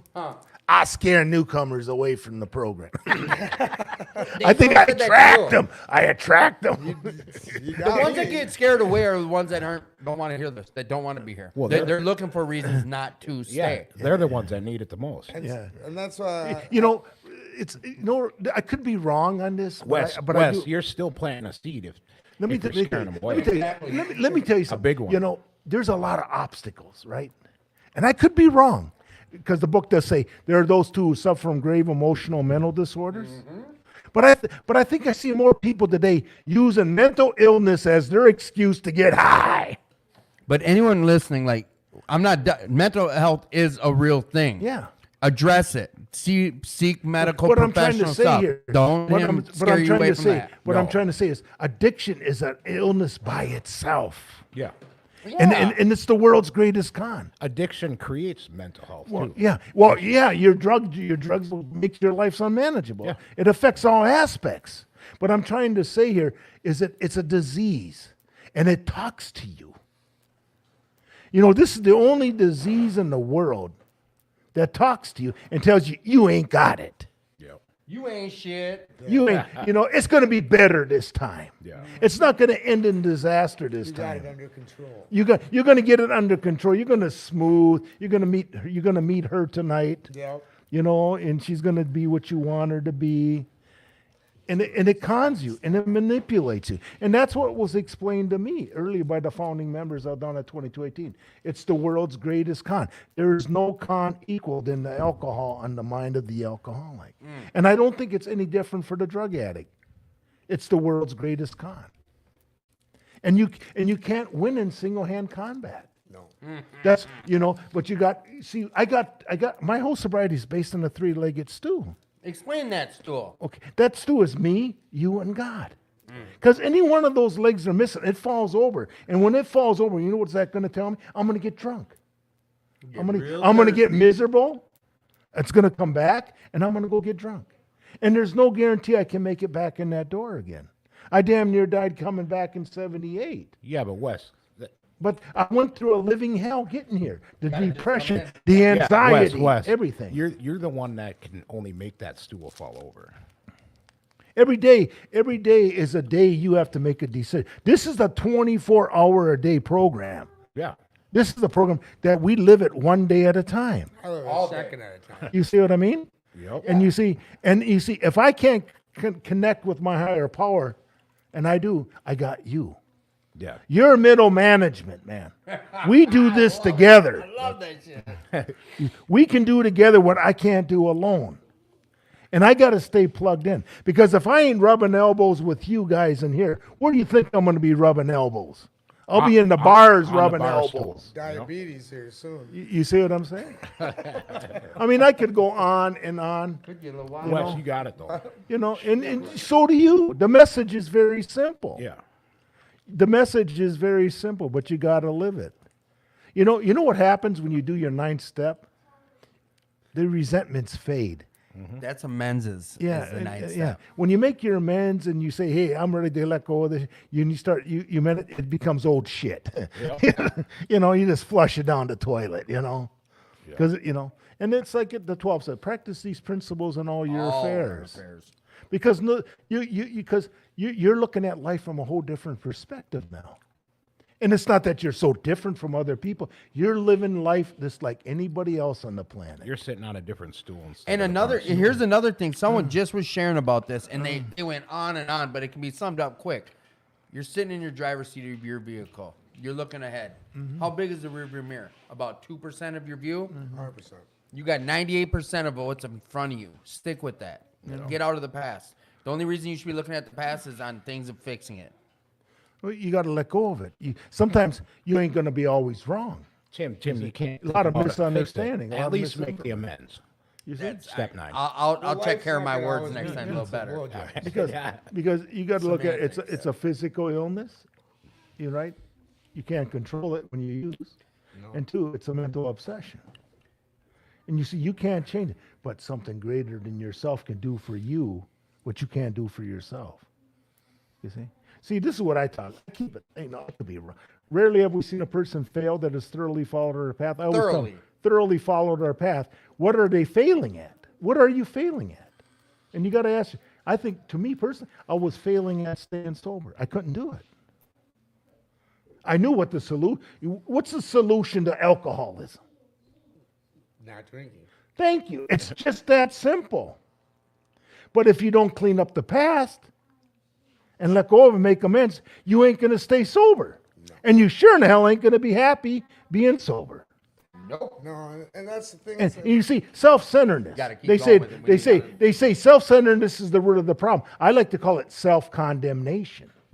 Well, that's the thing. As being sober, though, you have to find happiness in sobriety. That is also another huge thing that I found. Think about this. Me. Think about this. If you give up the fast, happiness will come. Like Paul says, you got to find something that you love in sobriety. It's a new beginning. It is. There. It's a new beginning, you see? It is, and that's why this time I feel I've actually jumped into actually finding people that are in sobriety. I was just hanging out with everyone else, drinking and not drinking. No, believe me, there's people out there that haven't warped their minds to the extent that we have, and they can stay sober. And I'm not saying and they they do, hang out with people and they do. And I mean, I even go to the Alamo clubs and I hear them. Don't even brag about how they haven't even read the books, and they don't even go to meetings. No. There's requirements. I do this because I like the quality of my life now. Yeah. And it keeps, like Wes said, once we're in this, doing this, I don't know until I do it. So once I do it, things get better. And I don't want to be unfamiliar with what's ahead of me. And the way I don't be unfamiliar with it is keep doing this stuff. Question came in for everybody, and we're going to go around the table like this. Let's hear it. What was your surrender moment? My surrender moment? Yes. If you remember it. My most surrender moment was when my external motives turned internal. Explain that real quick. Like, I mean, I was in jail. Had to sober up for probation, you know. But then internal motives, like wanting to change my life, wanted inner peace. Okay, I get it. Yep. That happened while locked up? No. Oh. It happened afterwards. Okay. Shit, we can't even go. And we're having, for some reason, I've had multiple people tell me that the show is pausing up on us on their end. So we probably won't go too much longer. It's something to do with this dumb internet crap. Whatever. Did I ask you this earlier? No, I didn't. Do you remember what your surrender moment was? Yeah, I lost my family. What do you mean? Like they got a car accident or? Oh, they left because I was a mess. I mean, I was. That made you say, I'm doing whatever it takes? Whatever it takes to be the best dad. And that was 7 months ago? Yeah, to be the best father I can be. That's honestly, every day that's what keeps me going. You know, like I used to always want to be the coolest guy and be that guy. You know. What you had ego and bondage to self? Yeah. Wow. Imagine that. And all I want to be is the best father. I do. I want to teach my kids to not be like me. You know, I want them to grow up to be the best. You know, to have happiness and not go through the darkness. You're gonna go through the darkness, right? But I guarantee my kids can learn a lot from my experiences and what not to do. The cool kids aren't that cool. Hell no! I was the coolest kid at the playground, and look where it got me. And Look where it got me. And you know, like all that stuff, it's garbage. It's like saying I'm the coolest kid on the short Nowadays, bus. when the cool kids walk in the room, I'm like, fuck, I gotta go. Yeah. Wes, do you remember your surrender moment all that 40-something years ago? It was on December 11th, 1978. I love this. Talk. Because I accepted I can't live like this no more. Yeah. You know, there was an old timer. He said, "You'll know when your party's over. You'll know." Because one thing about coming to these meetings, you know, you become like a donkey carrying a manure wagon behind you. You know, and you just got narrow-minded. But the program will take the blinders off. Yeah. And you see everything happening around you. And one of the things it will say is it will mess you up. It will mess up your using. It will mess up your drinking. You don't think you feel pain. You're going to feel pain like you ain't never going to feel pain again. But you know one thing you're going to know? What? There's an option that you never thought about. Yeah. You see? I think that was one of the best ways I've heard it worded how you just worded it when everyone's like, oh yeah, why don't you go to AA, Rex, you're drinking. No, the blinders come off. The blinders come off and everything becomes real. You know? Yeah. Because there was an old saying I seen, SOB, son of a beat, Yeah. everything's real. And when you're going to feel everything, you can't lie to yourself no more. Because know better. the truth is going to stare you in the face. Yeah. And that's the same thing with you. You can try to hide from it, but it's always going to be there now. Now you got to process a lot. You know, every day, continue to take personal inventory. It's a way of life. Yeah. There's always room for growth. Trust me. Speaking No of one that, is perfect. Wes, here's the next question coming to you because after 46 years, I'm wondering if you've got something like this going on. Do you have what is your nighttime routine? Wait, what is your nighttime routine now that you're not drinking before bed? I don't know how you went to sleep before, but do you have an evening routine that you do every night that you do? Like, some come on and say, yeah, I do a thorough 10-step. I think about my day in the past and have I wronged anybody? Do I need to make amends? It's blah, blah, blah. Some say I can't. I hit my knee. Do you have an evening routine? Well, I reflect. I do reflect on my day. And believe me, if I did something wrong, I usually try to go to bed with a resentment, oh, that son of Pillow's a... so soft when I'm Oh, that son of a gun. Or I said, oh, geez, I can't sleep tonight because I'm worried about what's going to happen tomorrow. You know what I mean? Or, oh, that guy really hurt my feelings when he said that to me. And believe me, I can carry a resentment even yet to this day. Hey, we're some emotional people. And I says, no. And I ain't going to I ain't going to forgive him until that SOB says he's wrong. And then finally, don't let him so reserve finally, that but space. here's the point. Come on. But here's something I heard from Faye Bergstrom, and I never forgot it. He says, Wes, when the pain gets greater than the pleasure, you'll change. Or you're going to get drunk. Yeah, you'll get real thirsty. You know Do you what I have a mean? nighttime routine, Jeremy? My nighttime routine is praying. There Right, you do go. prayer. You do prayer. Pray. Yeah, I do. Yeah, pray. there you go. I pray for better days. I pray for my higher power himself. I hope he has a great day. I've done that. Like I I have. pray for everything. I pray for there you go. everything. I pray for I just pray for sometimes for my own forgiveness, to forgive myself. Yeah, I think my hardest thing in sobriety is forgiving myself for That's what huge. I have Yeah. done. For Ben, that's probably my biggest thing. Yeah, once my memory came back, my clarity came back, I realized I don't like saying piece of shit, but what a terrible guy I had been prior to recovery. Yeah, Right. Sorry. It's like one more thing that I'm going to shut up. One of the things the book says, and you got to remember this, but you got to give everything up to get it. Do we have a sufficient substitute for alcohol? Have you guys ever read that in AA's big book? Yes, it is. It is the Fellowship of Alcoholics Anonymous. There, your imagination will be fired. You see what I mean? Yeah. I look forward to sitting with you guys. I look forward to sitting around here and talking with you guys. You see, because I can't do it alone. And lonely, That's right. I can't.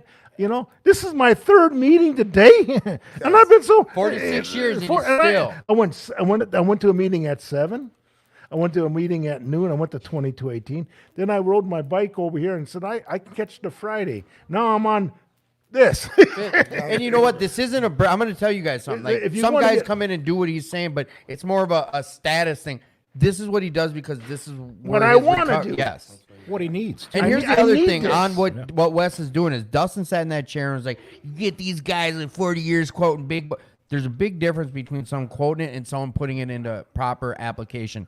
He is bringing up stuff from a big book that applies and he understands what he's saying and he's talking about how it works through his life. That's what you quote. That's what you do. And every time you've quoted something, it's been applicable. It's related to whatever conversation we're having, how to utilize it in life, and that's, I believe, the purpose of some of our literature out there. It's a guide. It's our textbook to life. Well, it's like this here. The big books, even all the books are like a good cookbook. It's got a lot of recipes in it. You can know how much sugar to put in, how much flour, how much eggs, yeah. how to beat it. But you ain't got shit until you get in the kitchen and start burning a few eggs. You know what I mean? Make your own little Yeah, recipe, yeah, like yeah. your grandma. Yeah, or your you got mom. you got to do it to get the results. Like I don't know how to cook very well, Tim, well, but I know where to get the information. But it's also the same way, like you said, the cook. Like your mom came and made, like, say, this salad, right? Yeah. She had a recipe, right? Yeah, she but followed she it. made her own recipe with it. She kind of she does a dazzled little it up. different thing. a Well, little well, yeah, razzle yeah, dazzle. there you go. So you gotta To her she own takes taste, the recipe, right? but you kind of make Well, it your it's the own. same thing Yes, what they you tell can, you. yes. Choose your own conception of a power greater There you than go. yourself. There you go. But you make it work for you. And I'll tell you, anyone out there, once you get this thing, don't let nobody knock you out of your center. No. You see what I mean? Chris, what's your nighttime routine? Do you have one? Oh, nighttime routine. Well, with my career right now, no. At nighttime, Yeah, your hours are all different. Yeah. I mean, I do have. I mean, I'd go with Wes. I reflect back on my day, but I do have a solid morning routine where I sit back and I think about, like, gratitude is huge in my life. Like I got so much gratitude for where I'm at in life right now that it's just, I mean, it's still, I almost got goosebumps because it overwhelms me, Like, I won't look at my phone until a certain time in the morning.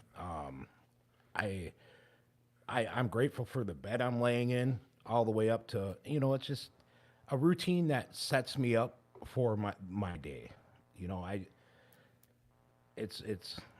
I pray and I just, reflect and meditate.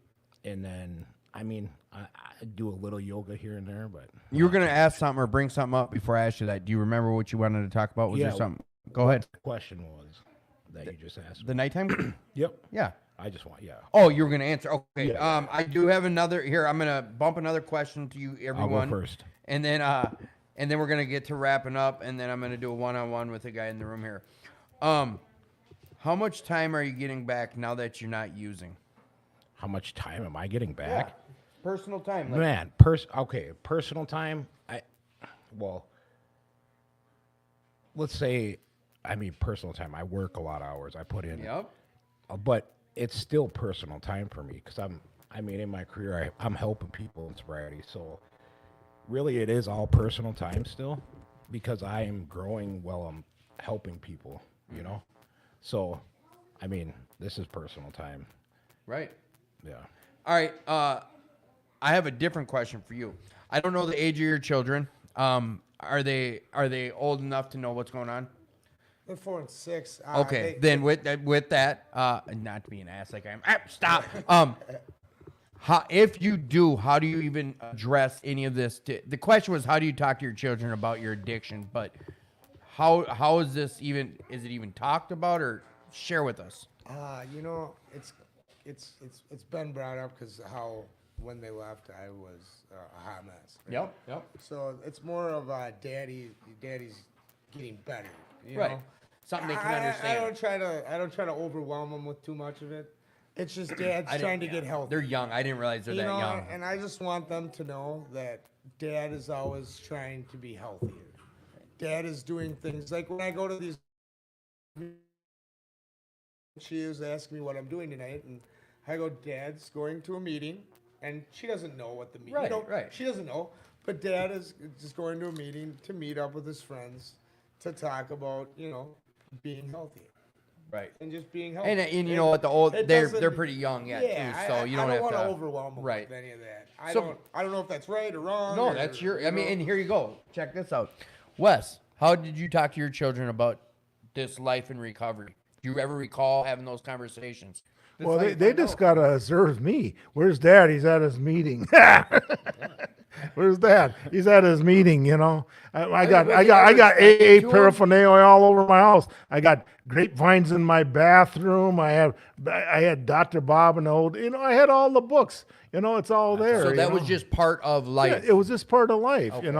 Because I don't try to preach to them. Well, your children have never seen you drunk. No, never seen me drunk. I guess that's the most confusing thing. How can my dad be an alcoholic when they never seen their dad drunk? You kids have no clue how They dad have used no, to be. but their mother says, that's what their mother says. You don't know how he used to be. I never seen him for 5 or 6 days at a time, I will. 'cause But found but I the want spot. to I want to say this, and then I'm going to shut up. You don't have to be sober 46 years to care help of the another alcoholic. When you look at how this thing started from AA, Bill Wilson was only sober 6 months when he met Dr. Bob, and then when they met AA number 3, Dr. Bob was only sober 3 weeks. Yeah. You see? And that's amazing. How Oh, and it I had such- love that whole you whole see what I growth mean? of this So program. don't think you have to be an old goat like me. You know what I mean? No. No, my dad's been sober for 45 years. Yeah, I've never seen him drunk. you see what I'm saying? You can be just as if you really hear the history in California, there was only one woman that was sober for 2 weeks. Yeah. And she was already sponsoring people. And she says, well, if you don't know what to tell them, I don't know nothing. She said, well, at least you know how to get them to the meeting. Right? Yeah. Oh, it is. I mean, I used to dumb it down as it was me talking to another person like me about how I used to use it. Now I don't use. Yeah. It's just 2 guys or gals or whatever. It's whatever. That's a whole nother rabbit hole. You can learn from anything. You can Anything. learn- Yeah. Anything. And it's like you said, it'll speak to you. he says, in the early days, they used to say, I used to hear the founding members say, because I knew a few of them, and he says, con that alcoholic, con that drunkie, con him. Tell him any damn thing, but just tell me there's a place where he can put his needles or whatever it is, Tell him there's good-looking girls that dance topless Tell on the them whatever tables. they need to hear to get 'em whatever through the doors. Just get them to the meeting. Just get them to the meeting. Get them to hear the message. Yep. Because we're not that unique. Nope. We may But feel that's it. the thing. My head used to tell me how special, and you didn't get high like I got high. You didn't shoot dope like you didn't like I. And I think one of the biggest things I came to an understanding of that helped me the most was I ain't shit. My story's not that special. No, I'm. Or it's not worse I'm or not- better than anyone. And I used Tim, to be- Tim, have you? It's a common suffering. No, Yeah. how now in Spratty, how common do you hear how similar your story is to others? Well, that's the thing. That's how we made that connection. Wes said earlier, that's what keeps us here, and that's what made this work for me. Is I found myself in your story. Yeah. I find myself in part of your story. I find myself in part of Wes's journey, I see it every day, man. and that's what makes this life a valuable life to me. All right, we're gonna get to wrapping up here. Wes, I want to hear all about your gratitude. Name of the show is Attitude for Gratitude, baby. Tell me about that gratitude. Yeah. Well, I'll tell you one thing. You're going to get high 2 ways. I like to get high this way. Yeah, there you go. Speak on it. Come on, what's your gratitude? Oh, I'm just grateful to be Man, sober you today. were kissing death in the face 3 weeks ago. Yeah. Like Well, legitimately. let me tell you something. I sat there in the hospital and I said, I've been spared. I cheated death twice now. And I said, God, what is it? And I felt distant. I really did. I felt like I was alone. I said, what is it that you want me to do? You didn't cheat death though. Kind of a why you keep me here? What is it? Come on. You want me to do something or I would have been gone. And I realized, Wes, you've been living in the past. Your dad's dead, your brother's dead, and all this shit. Get your head out of your ass and get back to business, carrying the message. Just get back There to we go. carrying the message. Get back to carrying the message. And don't let Because no one tell I you got to different. do this. If I ain't doing this, I ain't happy. So you found your happiness in doing recovery. In doing recovery. That's it. That's all I know. I don't know any other way. You know what I mean? That's why you're doing 3 meetings a And- day. That's why your life is recovery. I go for fellowship, man. Yeah. Yeah.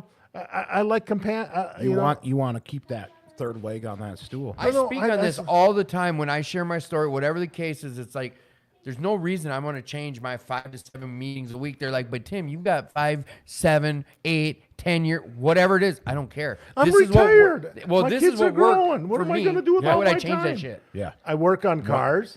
I can't do it 24/7.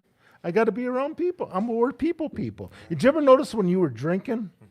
was a Alcohol. lonely No, son of a bitch. alcoholics want people. They get telephonitis. Telephonitis. You get telephonitis when you're drunk. You Did call see how I did everybody. That aged the shit out. He said, That was the old dial. half these kids don't even know what that is, man. They don't even know what that is. That's great. That's funny. Yeah, get telephonitis, you know. All right, now here's the wackiest out of left field.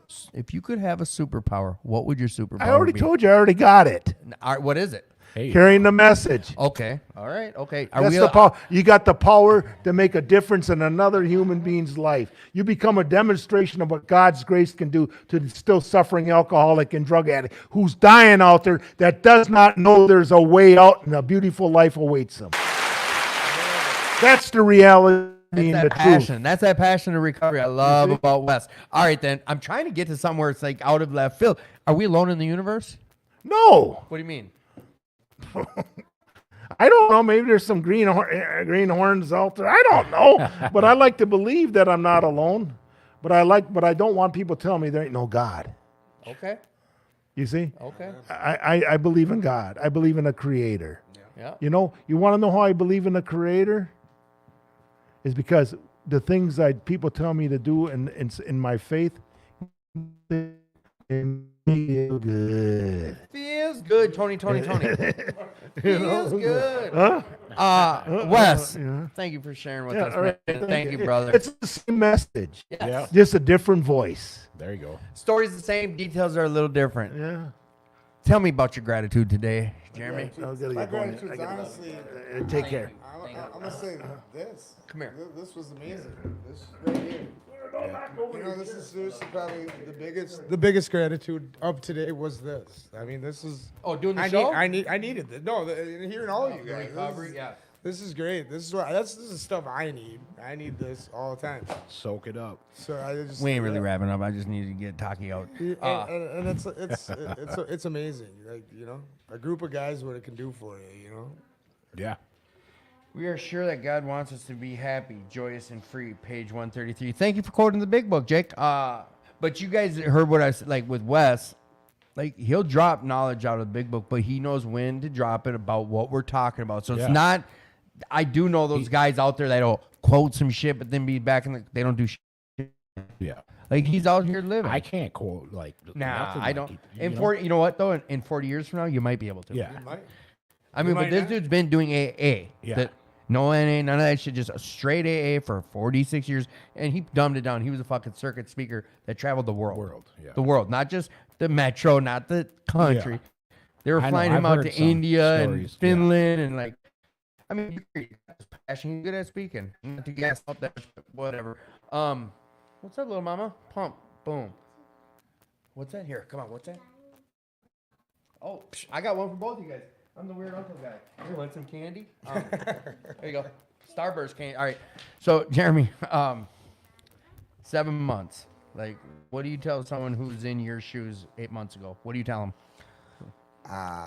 That, you know, waking up with at least even 7 months under my belt of sobriety. Hey, I'm gonna stop you real quick. Never dumb down the time you have. I don't care if it's 1 month or just. I don't think you were, but I'm gonna beat you to the punch. Don't. I'm not, because it sucks because I had the 15 years and I felt like I threw it away. But You I still got it. You still got it. I know. I feel like this is better because I'm Yeah, actually 7 months of what you have now. no, this is. Yeah. I mean, there is happiness out there, and it's just you got to really find it. You got to go. You got to go ahead and you got to do the work, though. Right. You gotta. Right. You got to do whatever it takes. You know, like some guys like tonight were saying the therapist and other stuff. Whatever it takes. I had to, and this is anyone who can hear me now, and I didn't want to get into an argument with him because he is an old timer that believes the program can cure it all. You can get rid of depression med. Bullshit. If there's some mental health, anyone listening, I have mental health. and if you do, it's a real thing. So seek out medical professional help and listen to their doctors. They got schooling on this. Maybe for someone reading some book might help them, but mental health is real. And like, if you're having any thoughts of that or any thoughts of self-harm, anything, like, please reach out. We understand like mental health is a real thing. I put a hotline up there. Like, just please reach out. You're worth this life, and shit's going to show up. And you know what? If you don't have the tools of 46 years under your belt and know how to handle life showing up, reach out. That's the good. That's I want to add to that. come on. If you reach out and you don't feel like you connected, reach out again. Yes. There's plenty of resources. There's a huge gap in the system, but there is so many resources. There's a trying to lot get of you in places here, to my go. man. And this is kind of your field. was That's trying to I get deal you with in here. mental health every day. I know all day long. I know, and that's why I say like there are this fine line of not just old timers, but people that do believe like all things could be cured. I got work calling right now. Go ahead. Oh No. I was gonna say whatever. There's people that believe like just through the Bible everything can be fixed. There's some people that believe through the basic text everything can be fixed. It's mental health is a real thing. Don't And- ever feel. Come on. Don't I'm ever gonna take feel that. like if you need to take meds, No, I said, it's gonna make I'm gonna you close weaker. you out. No, exactly. We're gonna get back to that. Tell me about your gratitude.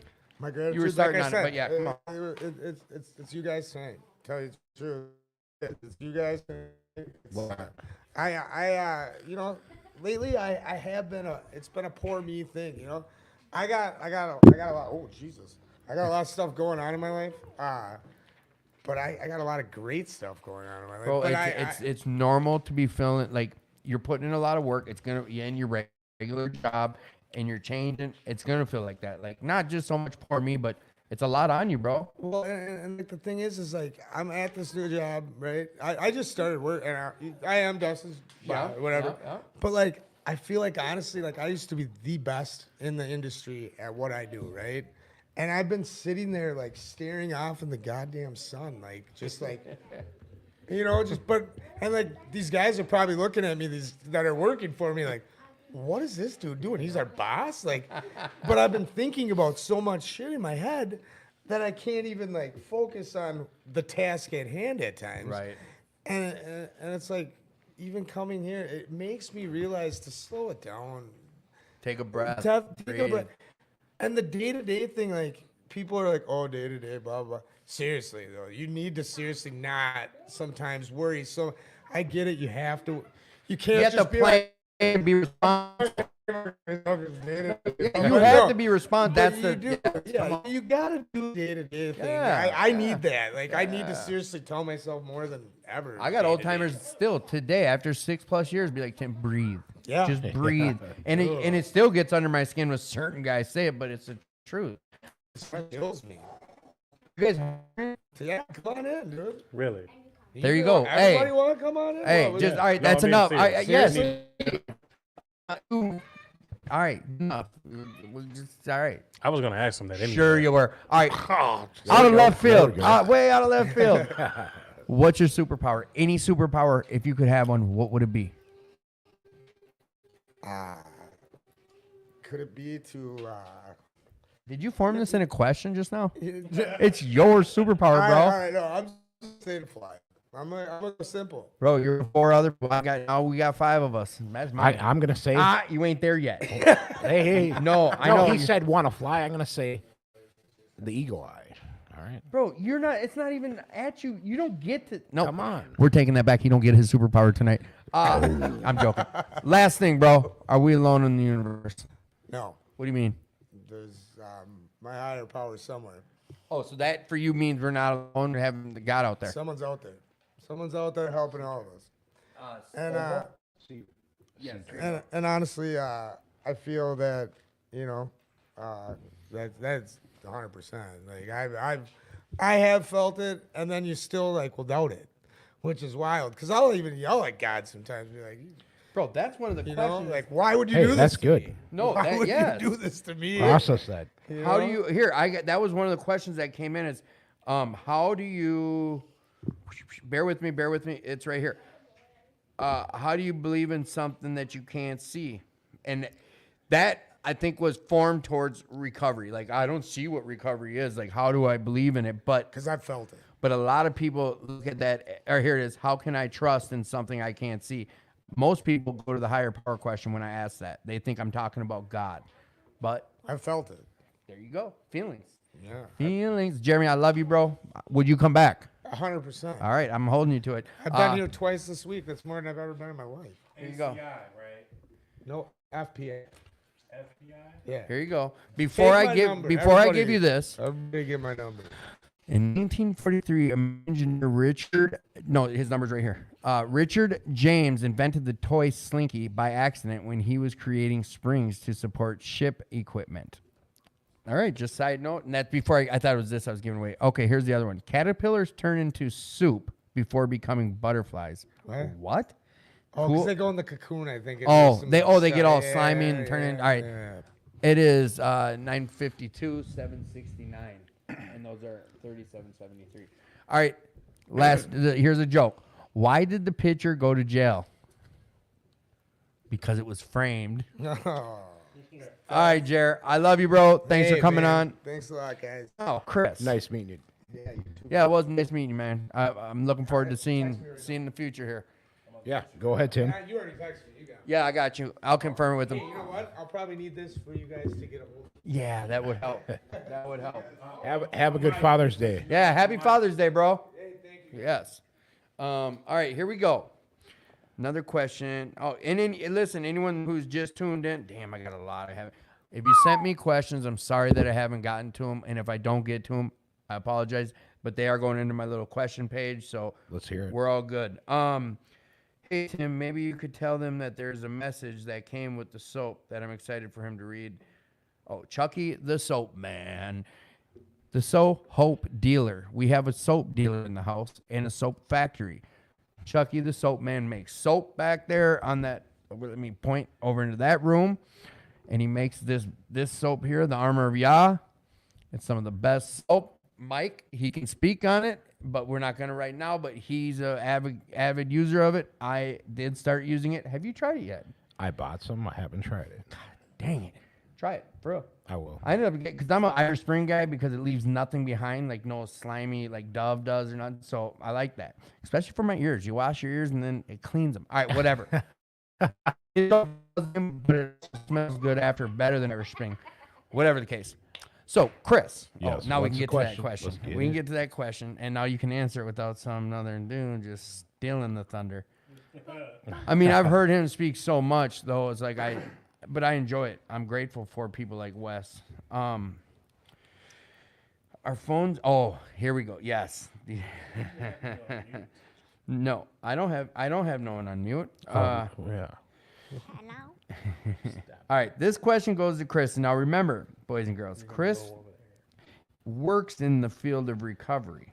So this is a important one to be asking, and it's just an opinion. Remember, like Yeah. is I ain't a being- professional. No. Is being on methadone or Suboxone considered sober or clean in your eyes? In my eyes. So, for touching on, Thank you. My Before you even go personal- further, it is not a yes or no answer. yeah. It can't be. But for my personal experience, myself, I would consider it for if I was using that myself. I don't think it would be, but it is, For yourself. You're right. yes, for myself. So can I steal some of this before you go further? It's a situational answer. If you're abusing it, of course it's use. Yeah. If you're taking it for any mood altering reasons, of course it is. If someone's taking it for withdrawal reasons, I've seen it save lives. thank you. All right. Okay. And I do push it sometimes. Like, hey, you guys, there's people that I haven't even heard of it, Right. that are still coming into recovery. Trying to you figure guys. out how to stay clean. Yeah. I mean, I don't push it, but yeah, if someone's actively using, and I know a really good methadone clinic. We prescribe Suboxone. Yeah. So I am not against it at all. So I never did downers. nuts. So See, you know. and that is more so for opiates, right? Yep. If I'm not mistaken, that's stupid. I can't believe you took a bite of that. I pretended to. I didn't. I barely touched my lips. But, My whole mouth's on fire. Tim, I want to say, if I was an opiate user, and if someone told me, hey man, it'll help you get clean, I would definitely use it if I was in that Exactly. situation. Yeah, no, I have no problem with it. Me personally, this multiple times and any no, it's super spicy. It's super duper duper spicy. It's got ghost peppers let in me it. try it. So I know from personal experience, personal facts on mine, and I'm only speaking from my side of the street because the second I start telling you anything about your recovery, I've got an issue personally. I need to go buy a mirror and look at my own shit. Unless someone's asking me, "Hey Tim, what should I do about this?" It's not my business. That's why this is just this is in the spirit of a podcast and talking about the topic. It's not our place to tell someone. No. And that's with the next question. And I want to clarify. Go ahead. I want to clarify that. I mean, in my job, that's what I'm doing. I work in the recovery field. I knew that. That's So, why. Yeah. Yeah. I just give them options. That's how I walk next to them Mm-hmm. in their recovery and give them the options, you know? And that's That's why all we I can think do. it's important. And that your job is to give resources, and that's part of giving a resource. Yeah, but then there's people like my uncle. He's been on the methadone program since 1978, That's a 76. crutch he's using, you know? And as soon as he get done in the morning, he goes home and use. But that's no. Listen, let me tell you. Let me tell you Yeah. both a story, a personal story about me. Yeah. For 5 years prior to getting clean, I didn't think about getting clean until the day I walked into inpatient, until I checked myself into detox. That was the first and only time I thought maybe I should stop. Because prior to that, it was never a thought. When people would be like, "I gotta quit," I'd be like, "What the fuck? What do you? Why are you even?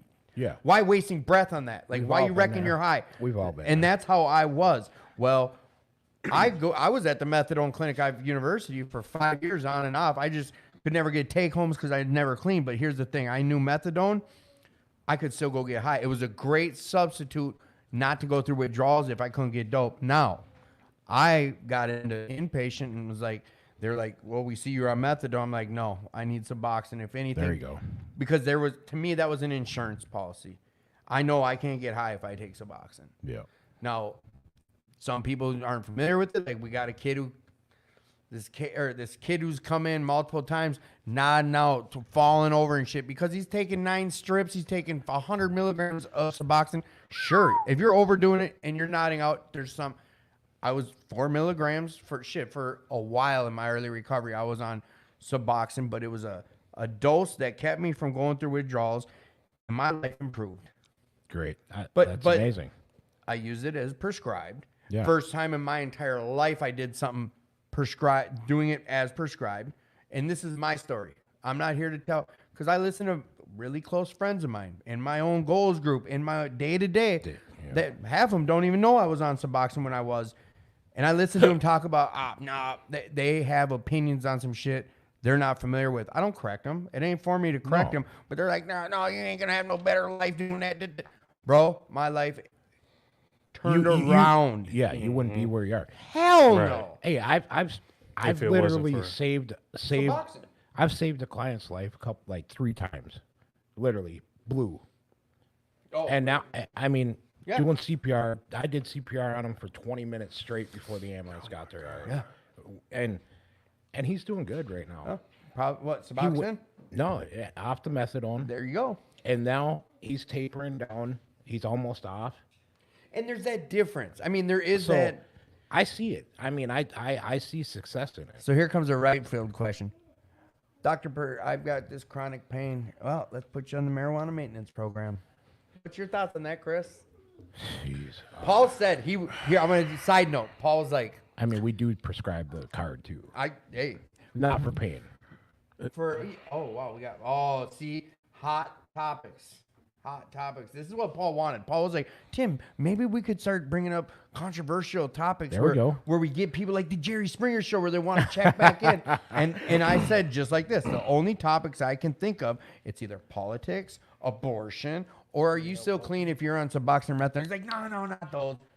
I can't think of any other topics Yeah. that will get people But active. hey, I really truly think if you're coming in to sobriety, and if you feel like that's keeping by getting something that's prescribed to you, you're still sober, man. If you're using Yeah, that. if you're not abusing it.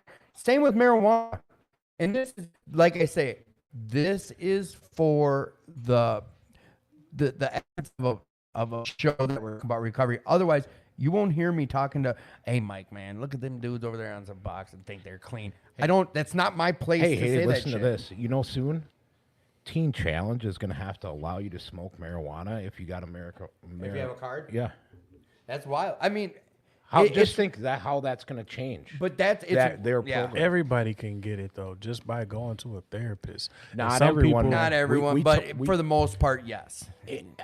Yeah, there's crooked like doctors out there. I can go get one, even though like I could like literally get one because of PTSD and other issues. Yes, Yeah. but you know, but if you, but I know that's my DOC. yeah, One of there them, you go. you But I'm know? saying, if you're going to the right doctors, the doctors will not prescribe it to you if they don't think you need it. If you're going to the right doctor, sure. Yeah, But there's- my there's- therapist just asked me. She was like, "Do you want medicinal marijuana?" I was like, "No, I don't want. Yeah. I actually want my girls to see 100% me." See, now there you go. That's that part of growth I always talk about. Only you're gonna know that. It's Hey, not I for want Chris. I want to tell- speak on something else too. For this mental health, I mean, Come on. coming soon. I don't want to talk about it yet, but coming soon, I'll have some very good resources to where we could see outside clients, and we got great doctors, you guys. And who are you with? Evergreen Recovery. Evergreen Recovery. Like, hey, we talk about what works on this show. Like, I don't condone, I don't support. I am a conduit to have people share about what's worked for them or what they support. That goes for someone talking about certain fellowships. It's not for me to shut them down about them breaking tradition. I won't do it. Just to stir the pot, thank you, Jake. What's your thoughts on dating newcomers? Dangerous. I want someone else in the room to hear your thoughts on this. I just want someone else in the room who's with us now Yeah. to hear your thoughts on what about dating? Like, let's say No. she seems. Oh no, just no. Dating a newcomer? Yeah, No. What you looking at me for? just making sure you hear the message. What you looking at me for? Hot spot. Look at this. Hot seat. Nah.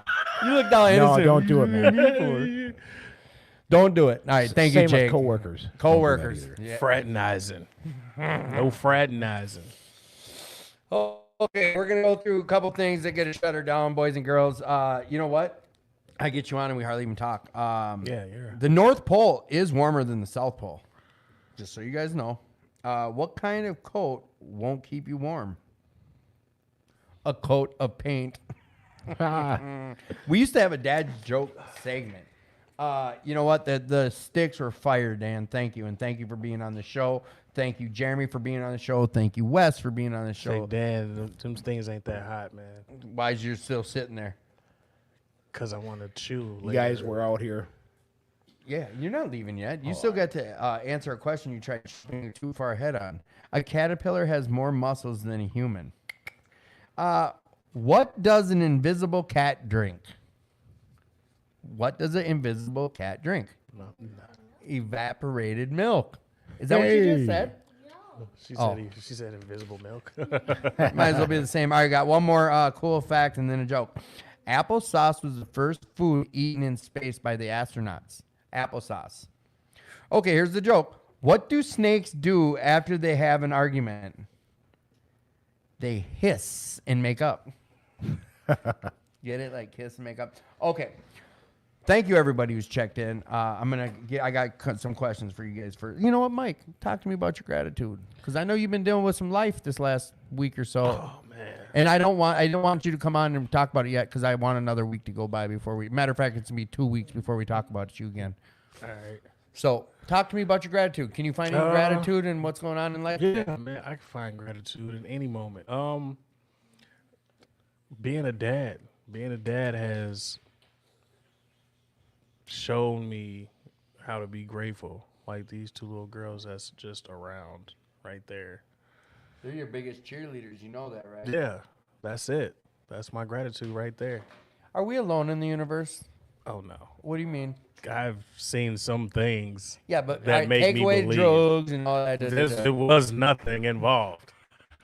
Like, so that before that, I was like, oh man, we're the only people around. But on. after that, it was like, oh my Come god, on, share the experience. We got some time. man. Let's All see. right, You saw so some triangle in the sky or what? dude, so me and my homeboy, we're outside smoking a joint. Enough said. That's no. What marijuana has made you hallucinate? The kind that got dropped into some weird. Never. This was chemical. like 2008. So you were cleaning That don't seeds out of matter. it.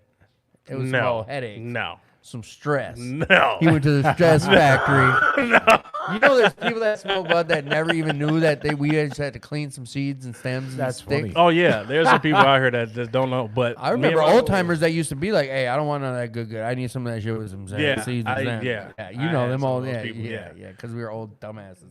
Okay, so you and your guy are doing some good drugs that aren't Yeah. laced. Okay, sure. Nothing laced. We're outside having a conversation. As we're having a conversation, I lived out in Anoka, so there's like no city lights, no nothing. All you see is stars. Yep. Yeah. So I'm just gazing as we're talking, and I notice a star moving slow. If you was not staring at it, you wouldn't notice it moving.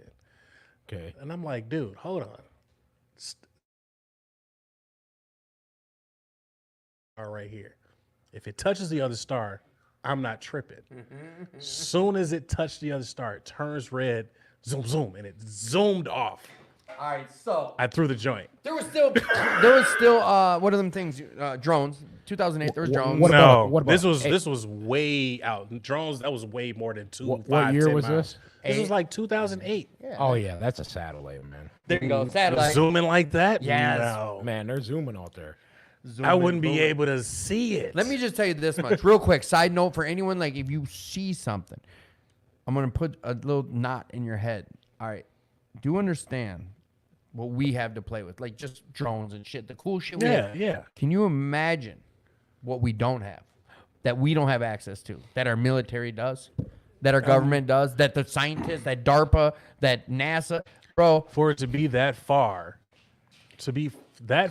move that fast in 2008, that was not. They've had pelican and pigeon drones since like the early 90s. Don't get me into this, but I'm not doubting what you saw. I'm not. That's your take on it. And I appreciate Chris. What's up? Talk about your gratitude, please. My The name of the gratitude. show is Attitude for Gratitude, and I want to hear all about your gratitude, please. You guys, Okay. right now, I'm not like I'm burnt out for the week, but I got so much gratitude. Like, I mean, that's what keeps me going every day. You know, Explain it though, like break down for people what you mean, because I know that, like the sense of what do you mean it keeps you going? Because I know you put in a long ass week, probably 50, 60 hours at minimum. yeah, Like it's your a whole little more than day, that. yeah, your whole day and night is recovery based. You get calls, you have to get up and go, you have to bring so and so here, yeah. do that, da, da, da, da, da, all the things. Yeah. and you're dead, tired, and then you're talking about, well, this gratitude keeps me going. I mean, without my recovery and help and going and helping others, and trying to plant the seed, do what I can, walk with them in their recovery. Like You don't walk them through recovery, you walk with them. with through it. them. Yes, I That's know. what I said with. I know. I was trying to highlight. Yeah. I mean, yeah, you gotta walk next. If you can't come down to someone else's level and walk with them, I mean, in my perspective, you gotta. You can't talk. I mean, you can talk about it, but just, I mean, because man, people get what do you call it? Not embarrassed, but Some people get set. Let's just use an example. Like I'm in there, and some dudes over here, I'm not feeling like they're helping me. I feel like they're acting like they're better than me. yeah, And better, or they're yeah. Ego. I know. I'm trying to think of what I know what you're talking about, Yeah. and I'm gonna get standoffish. I'm gonna be on some putting up a roadblock. Like this dude can't relate. Yeah. He's over here thinking he's better than me. Ba ba ba ba ba. And I already know how. Some people take it as being feeling inferior and they don't know Yeah. what's the next, or if you're really trying to help them or Yeah, just they doing feel- And their I know job. you're not Yeah. tooting your own horn on this. You're just They feel explaining your insulted. process Yeah. of And you belittled. walking hand in Yeah. hand with someone. Yeah. I know. And I know being in like a job like that is humbling at the same time, but you're helping yourself help them because I mean, it's yeah. Well, you're in recovery too. Like you are one of your patients. Exactly. You know. Yes, and what else keeps my gratitude going is reflecting. I reflect a lot, and without being able to reflect, you can't picture yourself or see yourself in the where you want to be in the future. And I do a lot of that nowadays. So Reflect. yep, Well, reflect. and I know your life has changed dramatically just in the, let's just say in your financial, not financial, in your possession life. Like I know you enjoy riding motorcycles and you were in a position now that you're able to get yourself a really nice motorcycle, something that's a very nice bike. Yeah. I know that like transportation, you got yourself a nice vehicle, very nice. And it's because you put in work, but your job, you also work for a company I know that appreciates you and takes care of you, correct? Correct. And we're thinking, so I'm gonna put him on the spot here. What are you doing Thursday next week? You're gonna talk to the boss tomorrow and be like, hey, I'm thinking I might be gone Thursday and Friday and Monday. Ooh. What's happening Thursday, Friday, Monday? Motorcycle trip. Motorcycle trip. Now you're putting me on the spot. I know, because I'm gonna tell you right now, if you go, I'll go. I'll make the pact right now. For real? If you go, I'll go. If Todd can put my bike in his trailer with him. I think he has a 2-person trailer. Oh, Todd's gonna. Todd's trailering his bike down. Yeah, so he's if not in that condition. no, right? physically he's Yeah, not. yeah, So yeah. and he doesn't want to ride alone. So, and my bike's got an issue in 5th and 6th gear, but I can get it going 70 or 80 in 4th and 5th, kind of in 5th. Yeah. But enough where I can ride with you boys down there. And I know this is the case. If you go, I'll go. I need to get me a bike. Yep. Um. Tell me you can't commit right now. Tell me you can't commit right now. Because I just said I would go if you Dang. go. Let me hang on. I can look at my. Go email. ahead. We are live, but I haven't. I can't go. I mean, I got two. I got. He got I'm- clients I'm- that he's obligated to. Well, yeah. I'm obligated to them, but I could also take personal time. Yeah. but What I trip are you just- going on this year? Are you good? Well, it just got canceled. What? It just got canceled. The trip that I'm supposed to be going on to the Redwood Forest. We're not doing the California trip. No, Redwoods is dope. Last time I know. no, it just got canceled tonight. So By now, who? now Paul I got, said it's off. yeah. What was the reason? Because we're moving. Oh, because of the move. Yeah, they just. Will signed- Work for Recovery is moving down the street to a And new it's- location. It's wonderful building, you guys. You seen it, right? Yeah. I mean, yeah, it's. I only it's saw nice. videos. I wasn't able to go down there both times I should have. Yeah. You know what? Like I this, the only reason I brought this up, Chris, was Yeah. to also bring up like 7 years ago, was it an option to hop on a brand new Harley and leave while using vacation? No. It wasn't for me. Not a brand new one. And Having no. a job waiting for you when you get back and No. paid when you're gone. Like, to me, the promises weren't about me being able to have all sorts of items, but it was about me being able to have stuff I want. Yeah. Like that, I wasn't able to have things that I truly wanted. I own a camper, bro, that I paid for. But listen, I have this nice stuff. But that part, I mean, does that keep and- you clean? no, that don't Thank you. keep me clean. That doesn't. Thank that you. stuff doesn't matter. I mean, it's nice to have nice things, yes. But my inner peace and my sobriety, that matters way more. Shit, we should have been talking about this way earlier because I think this is super important in early recovery, but that's the other side of it. Nobody could have told me, Tim, getting a new Harley, it's not going to matter. My head was like, bullshit. Put me on my new bike. Give me my new truck. But until I that, know a lot of people like that. but I then mean, over time, I was like that that, changed. Yeah, so- I was too. I mean- but over time, it happened when a guy, one of the older guys with, at that time, probably 10 times the amount of clean time I had. He probably had 30 years. I maybe had 2 years. Yeah. He asked me a question. We're in a group of guys. He asked me a question and waited for me to answer because he wanted to hear what I had to say. I don't know why, but that meant something to me. That's good. And and to me, it was like, that's one of the promise. To me, that's a promise.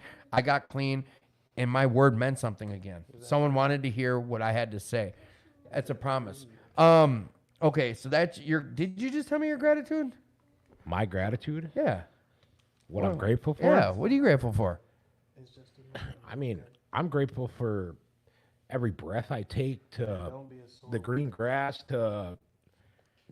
Dude, I'm grateful for a lot of things. Okay. I think Everything. you tried to say it earlier, but what's your superpower? My superpower? What would my superpower Any be? superpower, anyone. Just one though. What is it? Damn. There's a lot of them. No, just one. All right. You only get one, Chris.